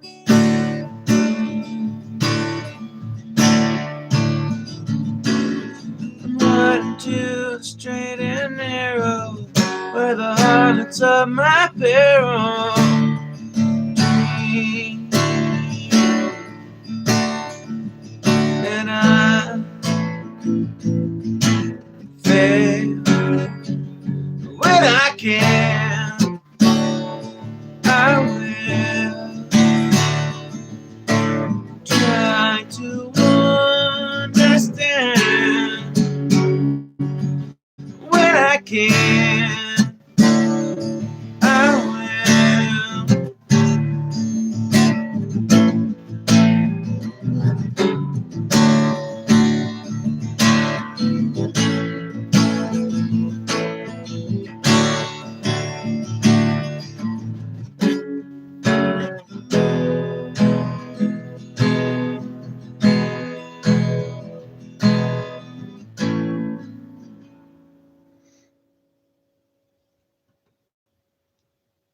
Fuck, and now I'm forgetting the end part of it.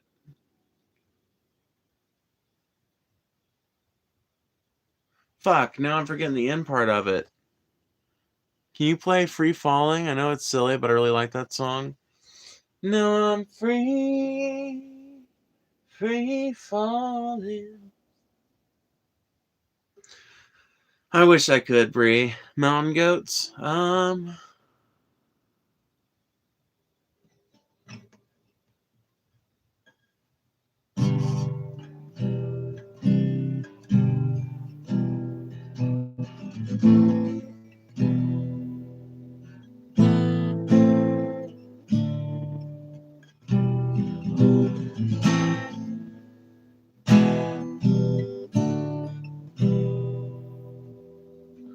Fuck, I can't.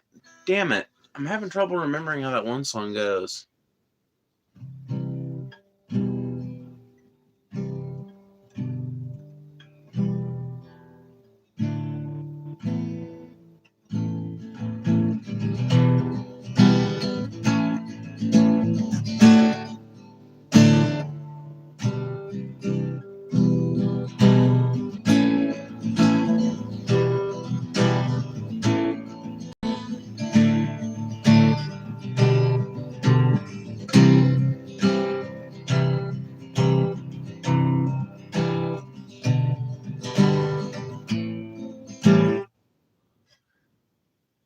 I'm going to learn that song. I'm going to learn the words so I don't have to keep pulling them up. I can't play it tonight, but I will play it in the future. I can't play it tonight because I have had trouble pulling up songs the last few times I tried to do it. I don't know if YouTube did like an app update or something. It makes it harder, but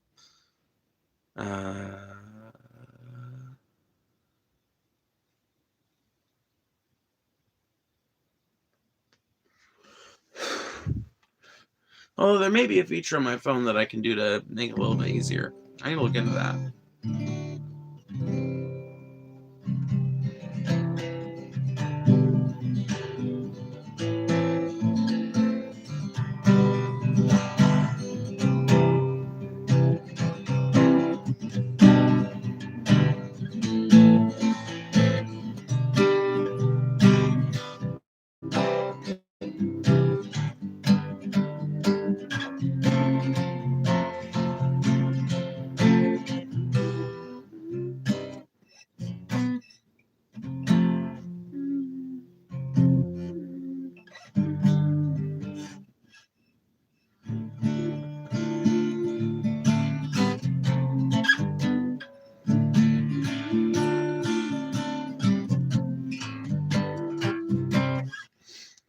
What's a song I ain't done in a long time?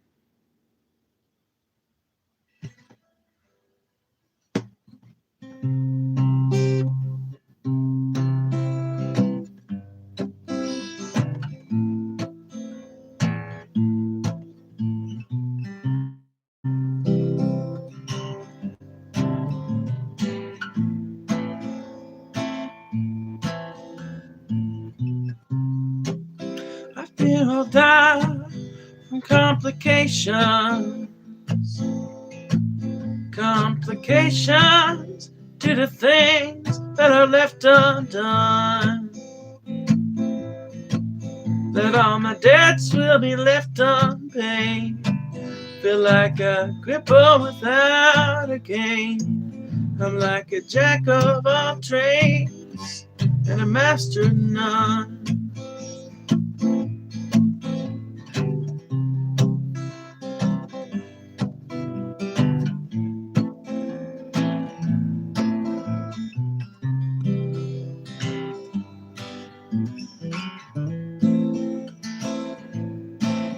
Then there's my father.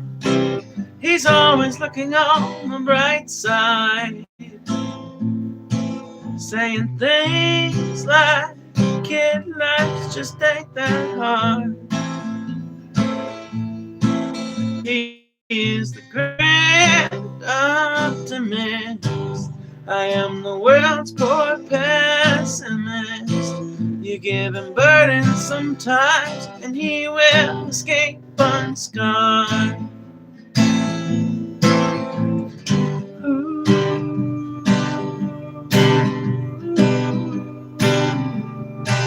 I guess I take after my mother.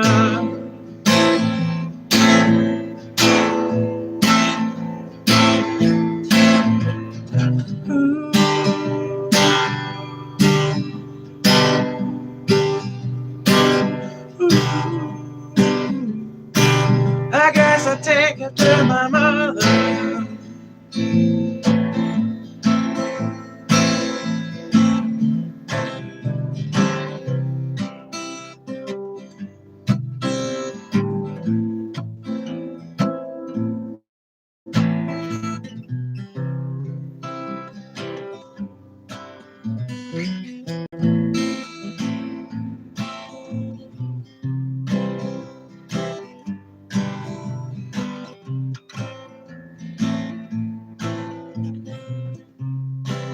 I tend to be quite resilient. Gain no strength counting the beads on a rosary. But now the world has begun to turn, another lesson that is gone unlearned.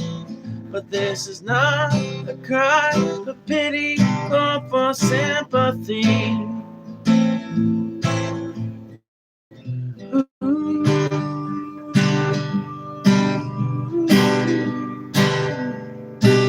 I guess I take after my mother.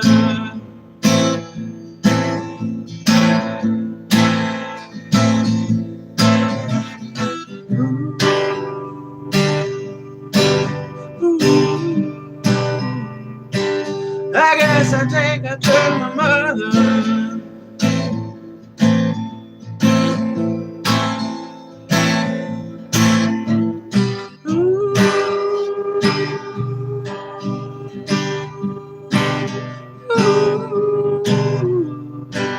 I guess I take after my mother.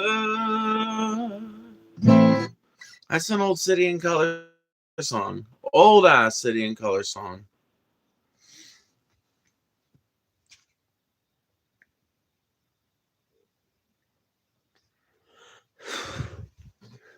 You got yourself a deal, Melanie. Now I'm just going to continue playing obscure old City and Color songs until I get sick of it.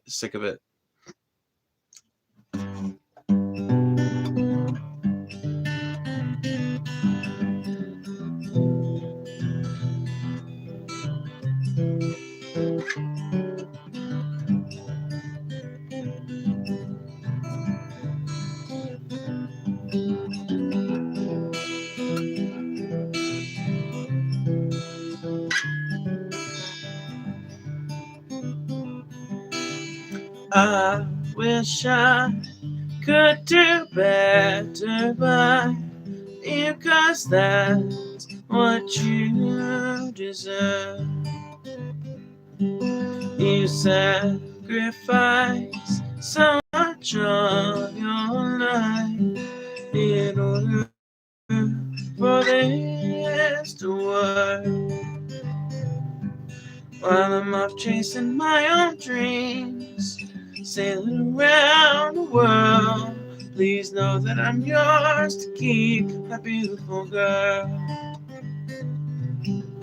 When you cry, a piece of my heart dies, knowing that I may have been the cause. If you were to leave to fulfill someone else's dreams, I think I might totally be lost. You don't ask for no diamond rings, no delicate string of pearls. That's why I wrote this song to sing, my beautiful girl.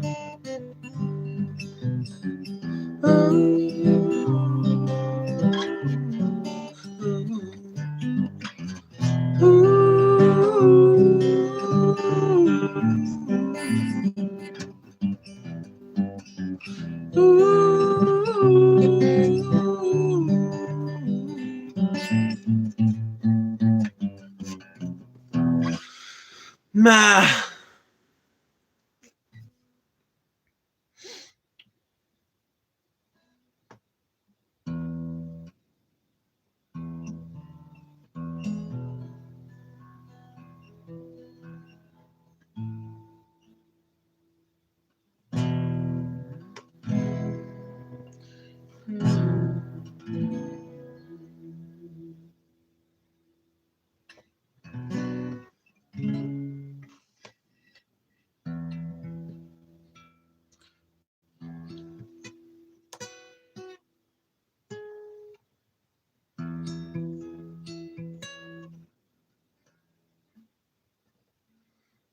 Oh, fuck you for being so hard, man. God damn it.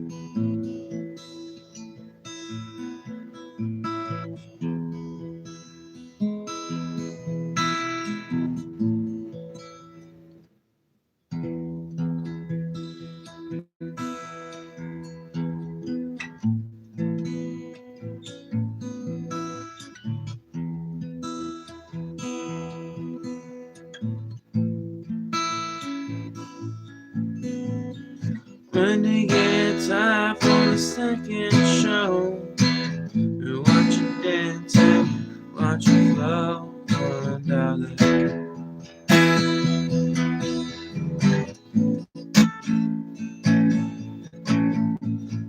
Dreams of Vegas and the desert strips, where she can dance and she can make a lot of money.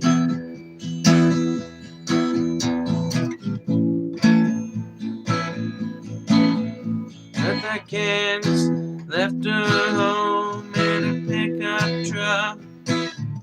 Left her husband when he beat her up, and now she works all night.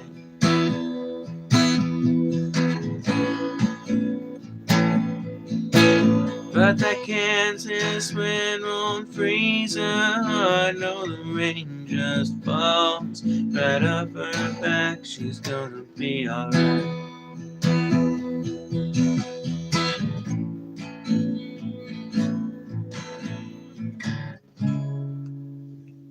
Just tell me about the boulevard.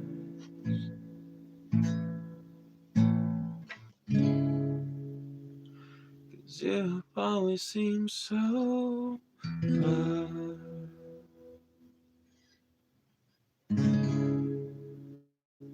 Tell me about the boulevards.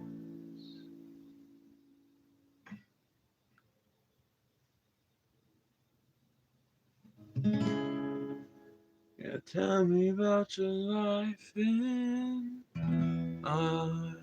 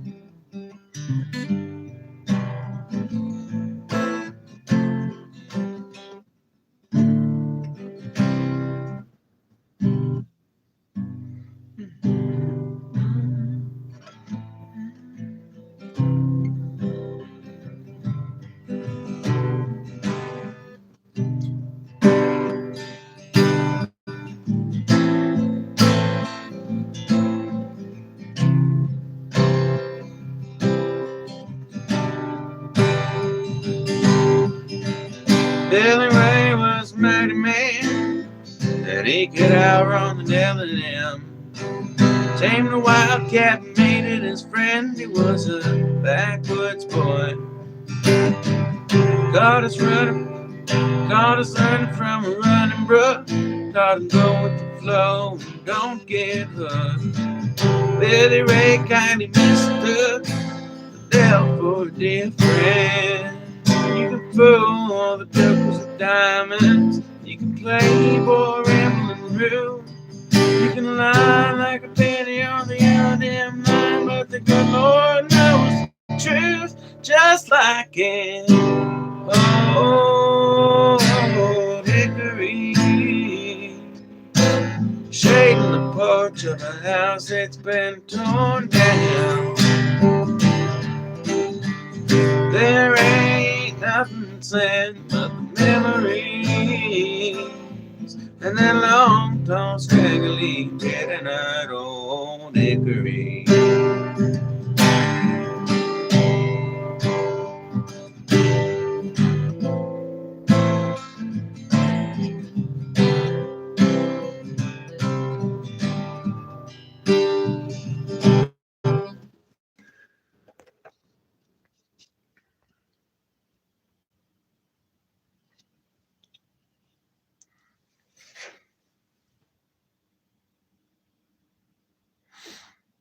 Do you know what the top one is? Yes, I'm familiar with it.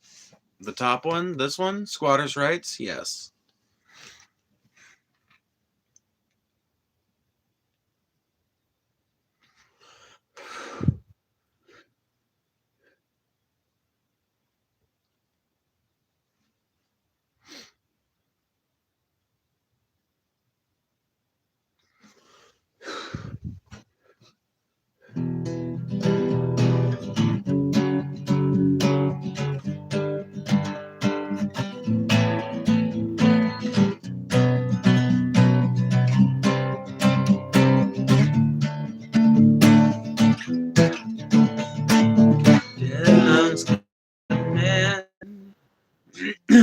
I wonder if I could play that song in the right key.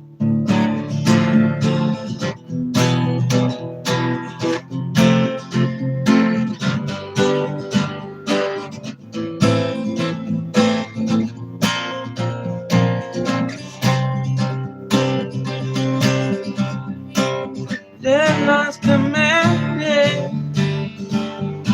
You pour your life down.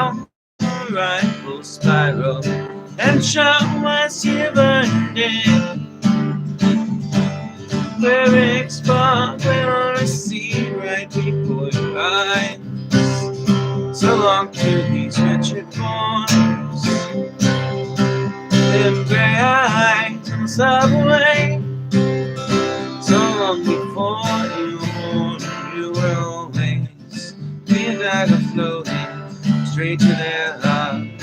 Listen now, we won't tell anyone, 'cause you're gonna tell the world you're like fake bait, any fun. But you miss her unfurled as you rise to my golden Fiat. Go get my suitcase, would you? You've thoroughly blown their minds, and now I must, and now I must. Blown their minds, and now I must have passage on the lights, living in their life. You're not invisible now, just don't exist. Your mother must be so proud. You sublimate yourself, granting them a wish.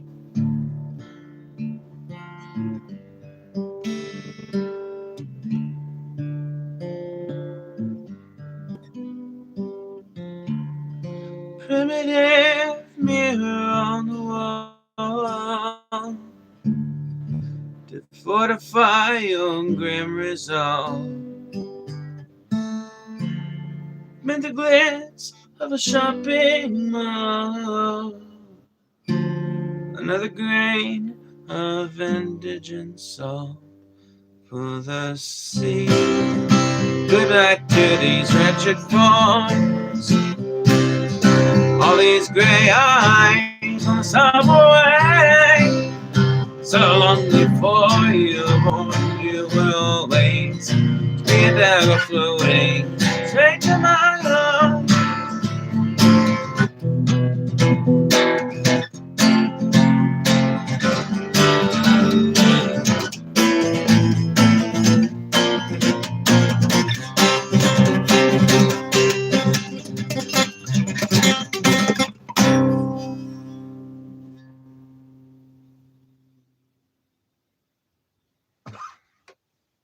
Ow.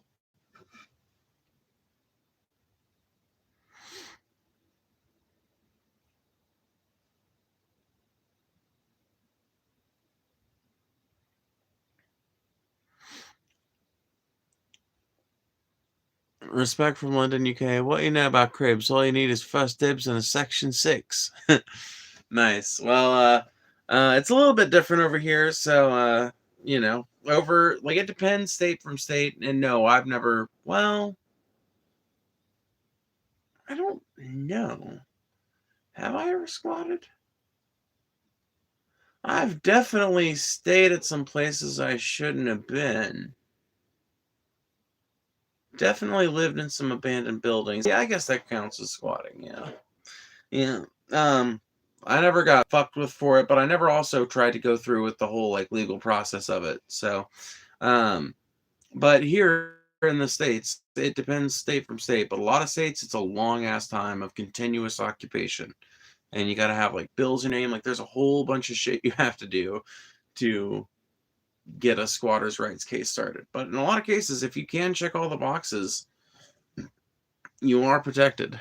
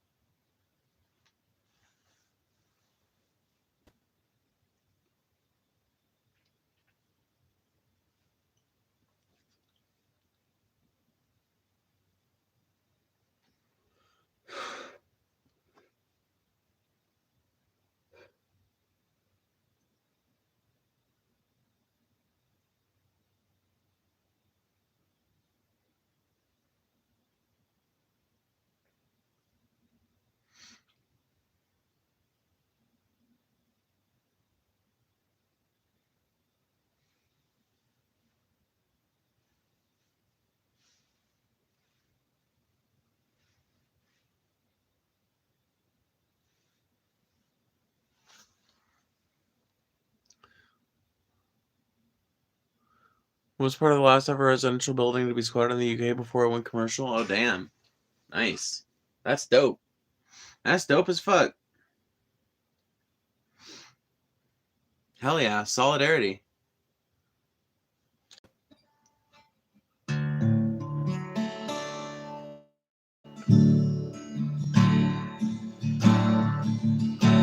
Come labor, get ready to dance for your bread. The sauna was once where you stand. There's a beast with insatiable hunger. Its minions need crafters and skilled working hands. Need a fortress that's high in the hilltops, and we are the great chosen crew. But we are all lonely carpenters, so what have we power to do?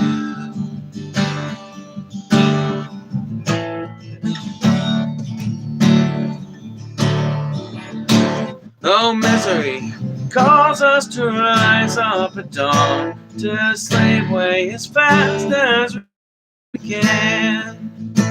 We may be the mortar that cradles the brick, but I am just one grain of sand. And don't tell me of tossing the wrenches, it only brings pleasure and pain. And we are all lonely carpenters, so where we're planted is where we remain.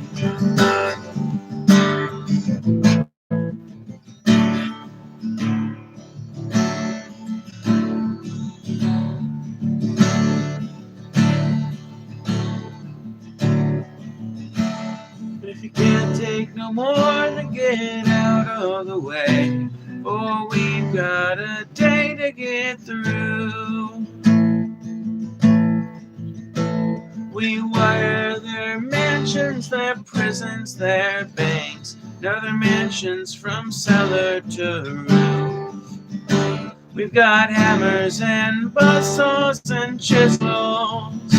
We could destroy any great wall we come to. But I am a lonely carpenter, so what have I power to do?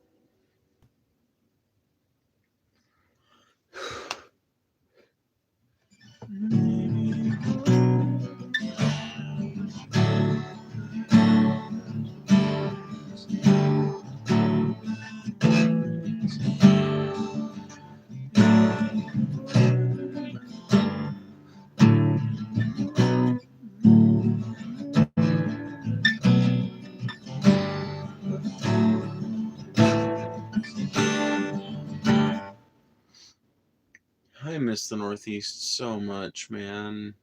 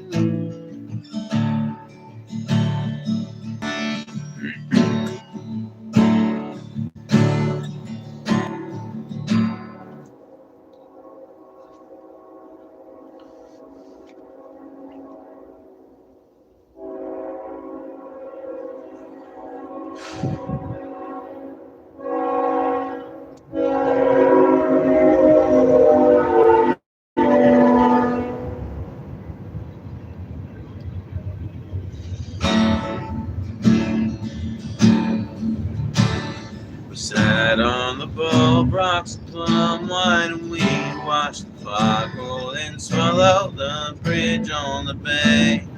Thought I could live here, but I'm still in high gear and sweating and freezing 3,000 away. Oh, Pennsylvania, 3 Mile Island, your coal fires buckle, the miners' highway. I'd love just to leave you, but it's good to see you. And old Philadelphia, Style City, PA.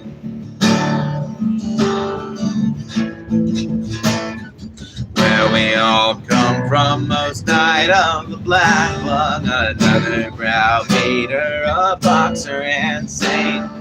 He finally got caught, the cops made a few calls, they opened his cell, never fought him again.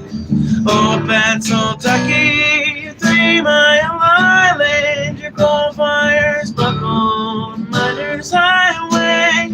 I'd love just to leave you, but it's good to see you. And old Philadelphia, Style City, PA. And old Philadelphia, Style City, PA. Wake me when Steel City's roadwork sunshine in my face. Ooh, now I'm safe.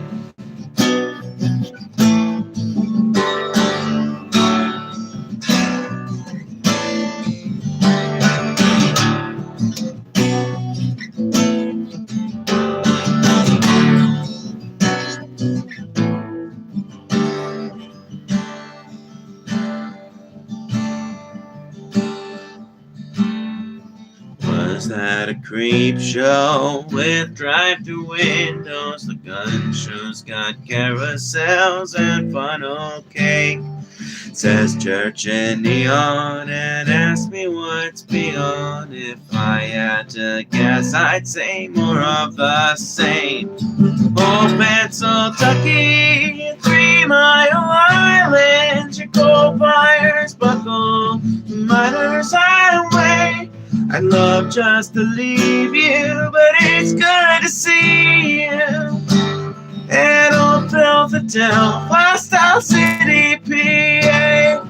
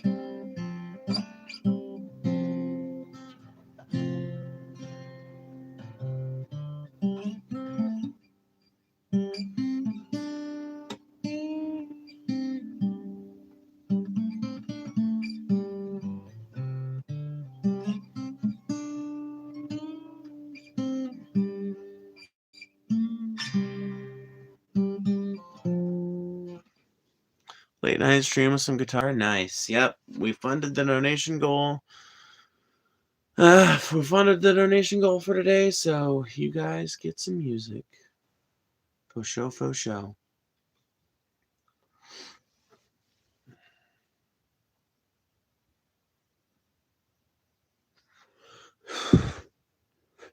Just came back from a metal show. I'm curious what the last bit of your stream title is saying. Northern Lights spotted deck. And I can't read the rest.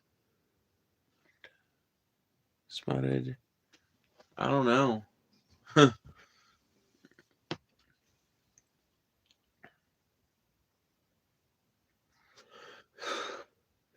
Oh, spotted in the deep south. Yeah. Yeah, literally, we could see from where I'm at in Mississippi, we could see the Northern Lights tonight.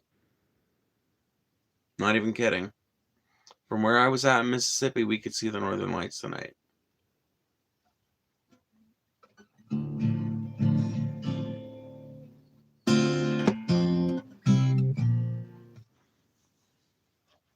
No shit. No, literally, go look at the thumbnail of my video.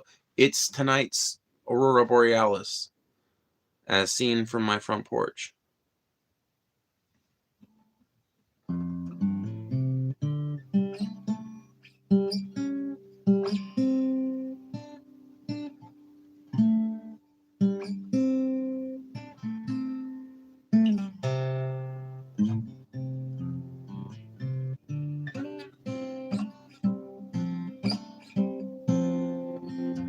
I know, it's never been seen down here as far as I know.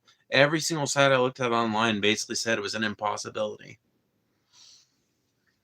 But sure enough.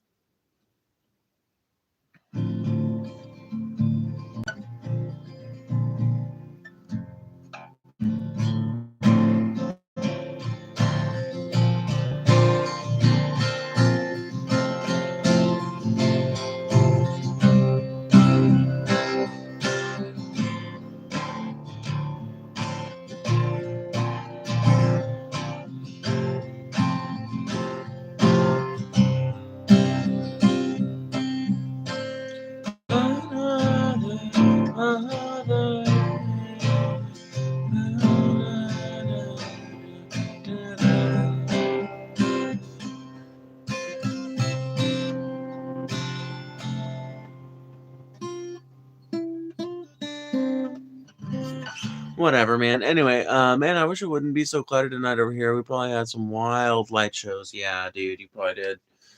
I'm gonna consider that done on the guitar tonight, though. If you guys are okay with that.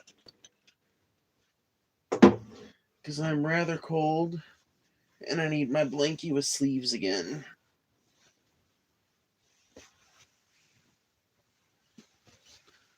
Ah.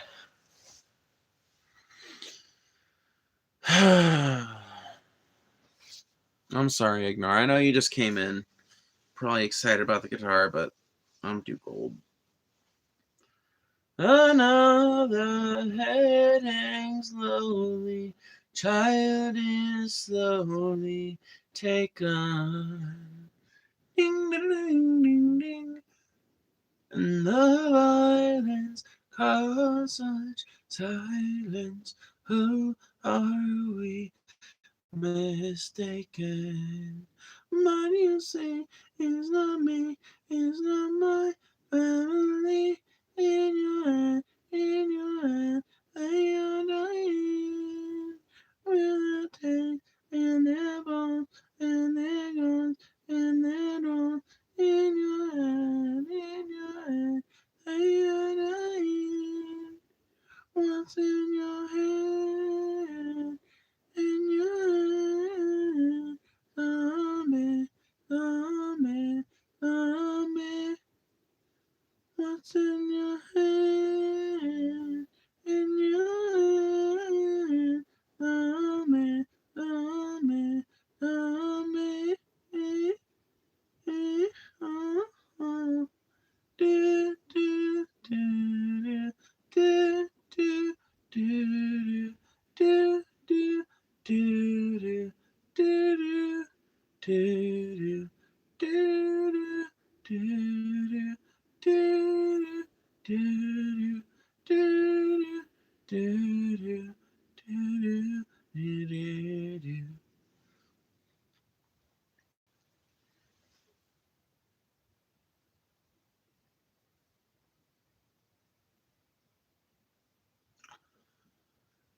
Man,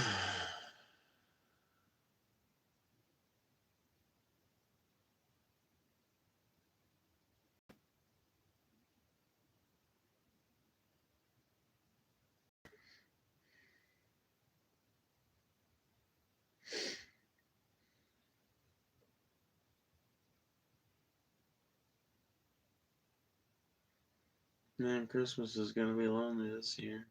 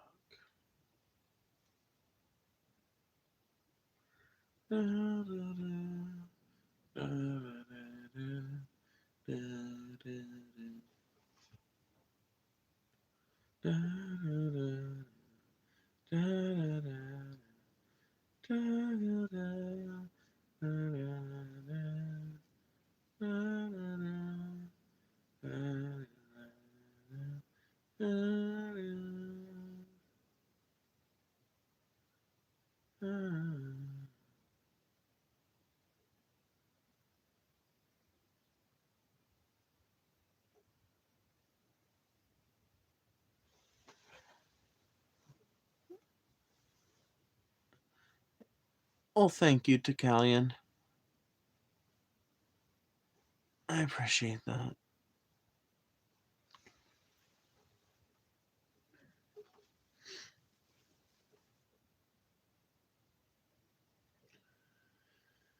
Oh.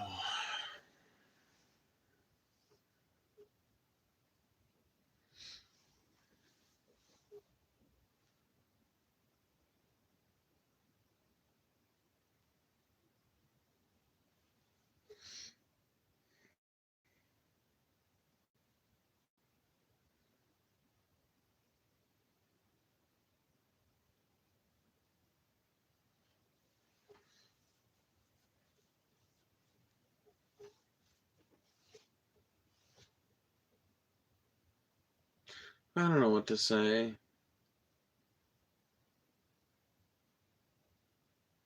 Everything feels like it's turned to ashes in my hands.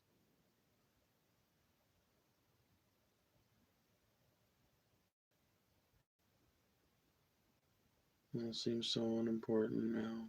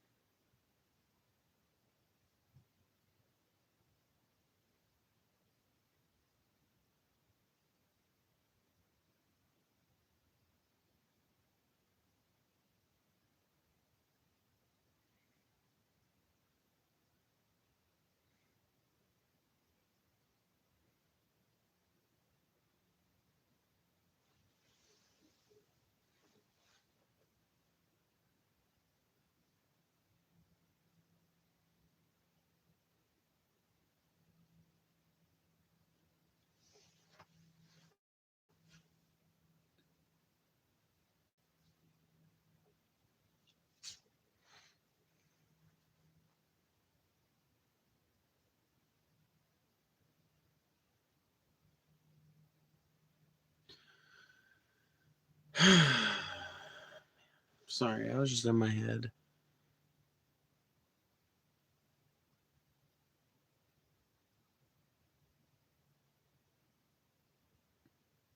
Did what hurt, Matt? Did what hurt?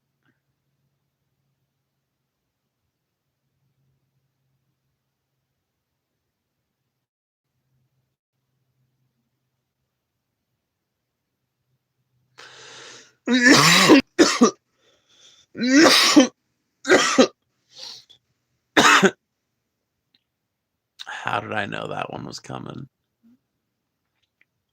How did I know that one was coming? How did I know? I guess I'm just good like that. What state you be in? A state of misery.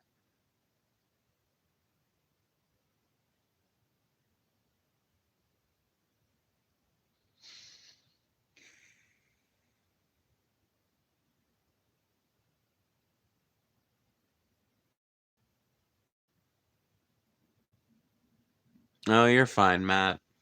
You're fine. I kind of felt like it was, going for that reaction. God damn it, I'm fucking cold as shit. Well, anyway.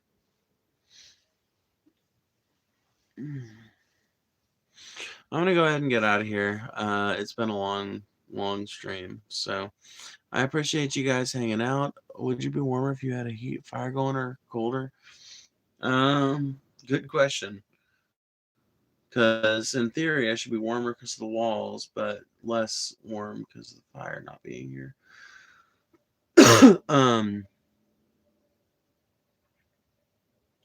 Under current conditions, colder. Under current conditions, but if I could get the right stuff, if I could get the right setup, I could definitely have a fire that was both enjoyable to sit next to and warm and conducive for heating.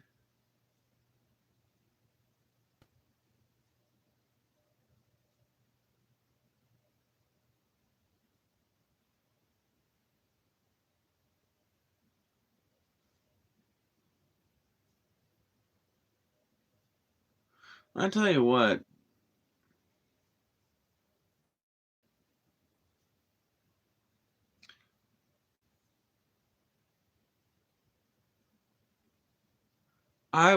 you know what? I wouldn't tell nobody if I won the lottery, but there'd be signs. And one of them would be that you guys would suddenly see me start to stream from this way better like place that I would have built. I would have like a big outdoor kitchen / pavilion / fireplace hangout area built. Kind of like you see them sometimes at state parks and stuff like that. Sometimes where it's got like a big old fucking fireplace that you can put a fire in, and then it's got picnic tables, and sometimes it's got some other amenities like a bathroom and stuff like that. I would have all that, but because it's residential, obviously there wouldn't be, you know, it wouldn't look like that exactly, but it'd be kind of the same thing. Big ass brick fireplace or stone fireplace at one end of it, and have it be enclosable on all sides, but have it be open to the air somewhat, if that makes sense. I would make it probably like half walls, and then have it to where I can pull down bamboo or metal, probably bamboo because I feel like that would look a lot better, but bamboo or pine or something like that, some kind of sheathing material that can roll up.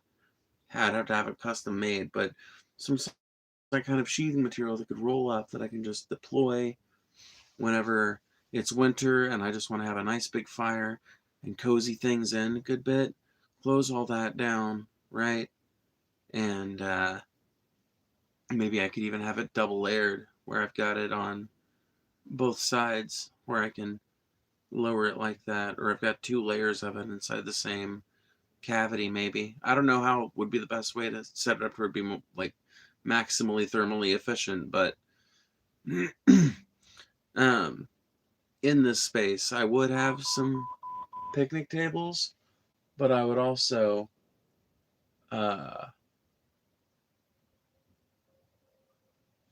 I would prominently feature some like patio furniture focused around the fire area and a table and everything there.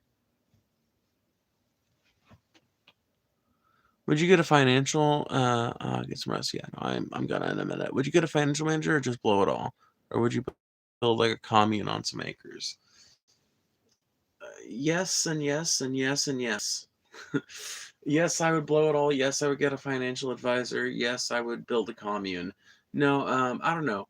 I wouldn't blow it all. I would get a financial advisor for sure. I would get what is the one that can't fuck you over? What is the one that's like legally responsible for advising you correctly? Is that like a financial advisor? Is that the one that has to be certified or whatever or licensed?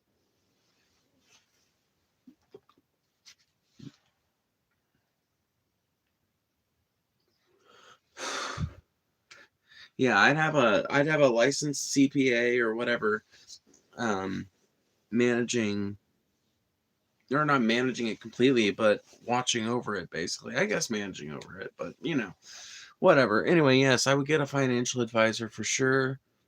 Um, some of it I know I would spend because there's some things I would need to do just to get myself out of the hole I'm in, but very little of it, right?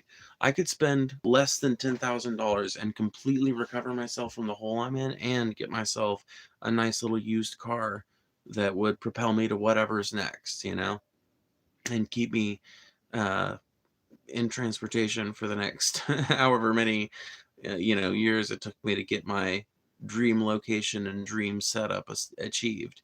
But in the meantime, after I did that and everything, I would probably save like 100 grand of it to not save 100 grand of it, but I'd probably keep like 100 grand of it back from the financial advisor or whatever, just to spend on getting the land I live on right now up to snuff, getting some things redone and finishing out, getting some major repairs done on the house and some shit like that.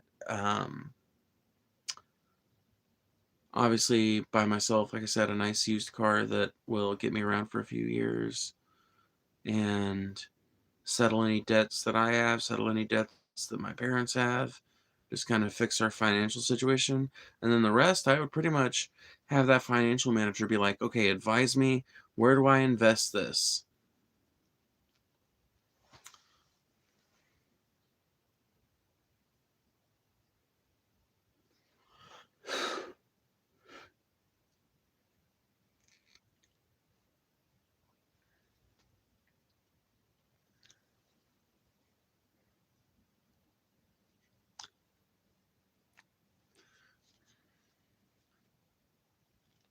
It is because you have to trust them with your money. Okay, cool. What if it was Powerball and you won like a cool bill and took home like 700 mil? Oh yeah, dude. I mean, like that's the thing.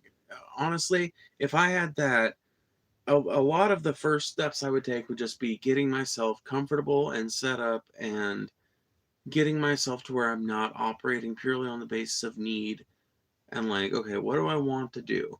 Now I'm taken care of, okay? I can do the things I need to do, I can do the things I want to do. Everything's fine in that regard. What do I do now?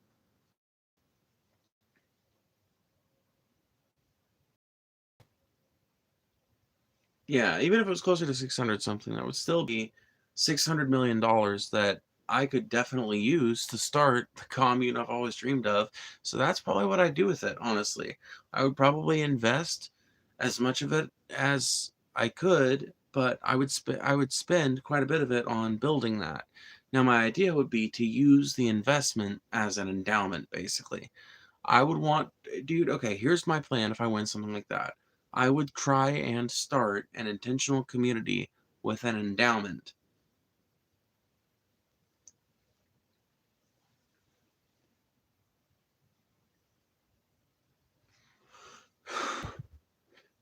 Just use, like, invest, like I said, a lot of it. Buy up some cheap land somewhere within an hour or two of a major city, an hour or three maybe of a major city. Buy up some cheap arable land, even if it's relatively arable, with a relatively decent climate, and just start setting up my fucking little tiny home commune, Start inviting people. Honestly, it'd probably be like people from the community and shit, just like put out the word that we're like looking for people to move in, and here's how it works. There's no rent, there's no money at all.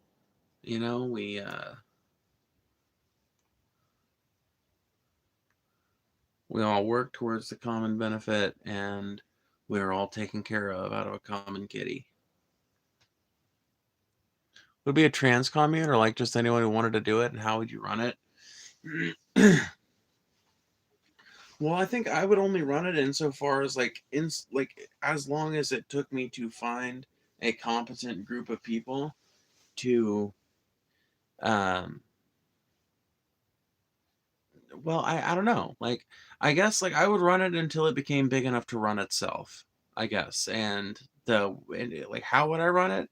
I would want it to, be ran like a commune, fucking no money in the woods. We're all like eating communally to the best of our ability, and when we're not eating communally, we're still working communally and eating from like communal supplies, basically. Whoever's growing the corn, at the end of the year, the corn harvest uh, goes into storage. Of course, some of it's going to be for silage for animals, but some of it's going to be for human consumption. Whoever grows the potatoes, same thing. And as you need, so you draw.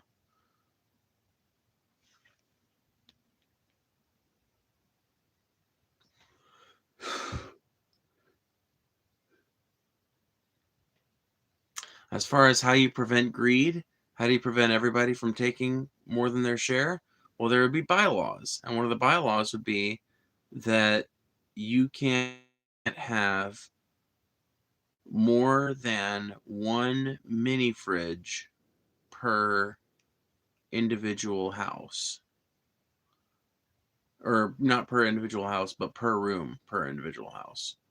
Yeah, so you can't have like oodles and oodles of fridge space to be storing up all the excess food. So, like, you can lie, when you go to the people whose turn it is to run the the food dispensary or whatever it'd be called. You can lie and say, "Oh, I'm making portions for 5 people. I need portions for 5 people because I'm, doing the dinner on, Mark Street or whatever." And they'll give you those 5 portions. They will. They'll give you everything you need to make whatever you're making. But if you're not actually going to eat it all and it all goes to waste, people are going to know. Because there's going to be like, in such a setup, I would have like, so okay, here's what daily life would look like if you were a member of the commune. Um, so number one, it would be predicated on tiny houses. That means houses with a small footprint. I don't necessarily mean everybody's living in like 1,000 square feet or less. I just mean that, like, you know, you've got like you've got a limited amount of footprint that you can take up with a structure. And I think that they should be 2-story to maximize the amount of space you can get out of them. Maybe even 2-story with a cellar or a basement. Um, I think that would be the most effective use of the space. And your job would just depend on your aptitudes and what you're interested in doing. And when there's need, right, impassioned calls will be made to the community like, hey, if we don't have some help on the potatoes, we're not going to have any potatoes this year. We really need some help over there, and the community will rally around, right? This works at Rainbow. This works in lots of fucking other environments I've seen it tried. I think it would work here as well. So, if you want your main job to be the person who does the potatoes, then, if you're not one of the founding members, then you find one of the people who's doing the potatoes and you're like, hey, I want to get in on this potato growing stuff. I want to, maybe take it up. And now you're on the potato growing team. But maybe you want to be a craftsperson. Maybe you're a person who wants to join the commune who's really skilled with woodworking and who's really good at making furniture and tools and things like that. And maybe you even know a blacksmith you can bring on too. Great. We'll need both of you guys.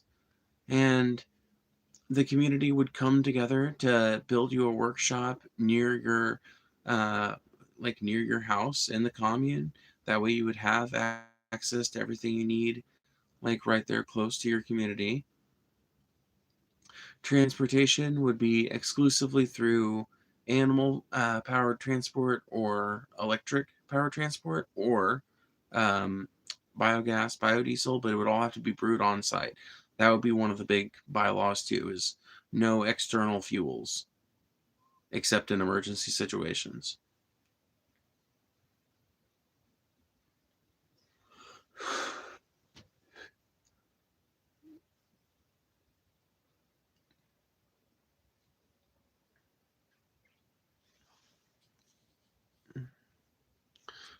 I would make like feedstock bands, like Meeting of the Juggalos. That'd be cool. I could do that too.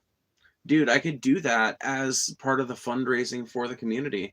Part of the fundraising for the community could be like we've got a fairgrounds.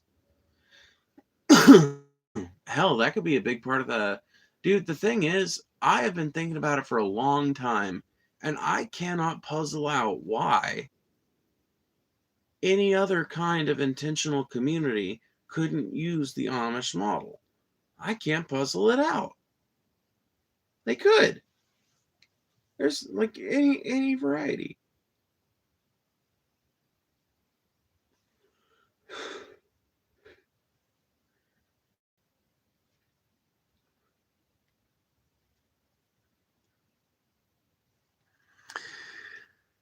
The phone died. Yeah, the phone died. Anyway, I'm gonna go. Good night, guys. I will see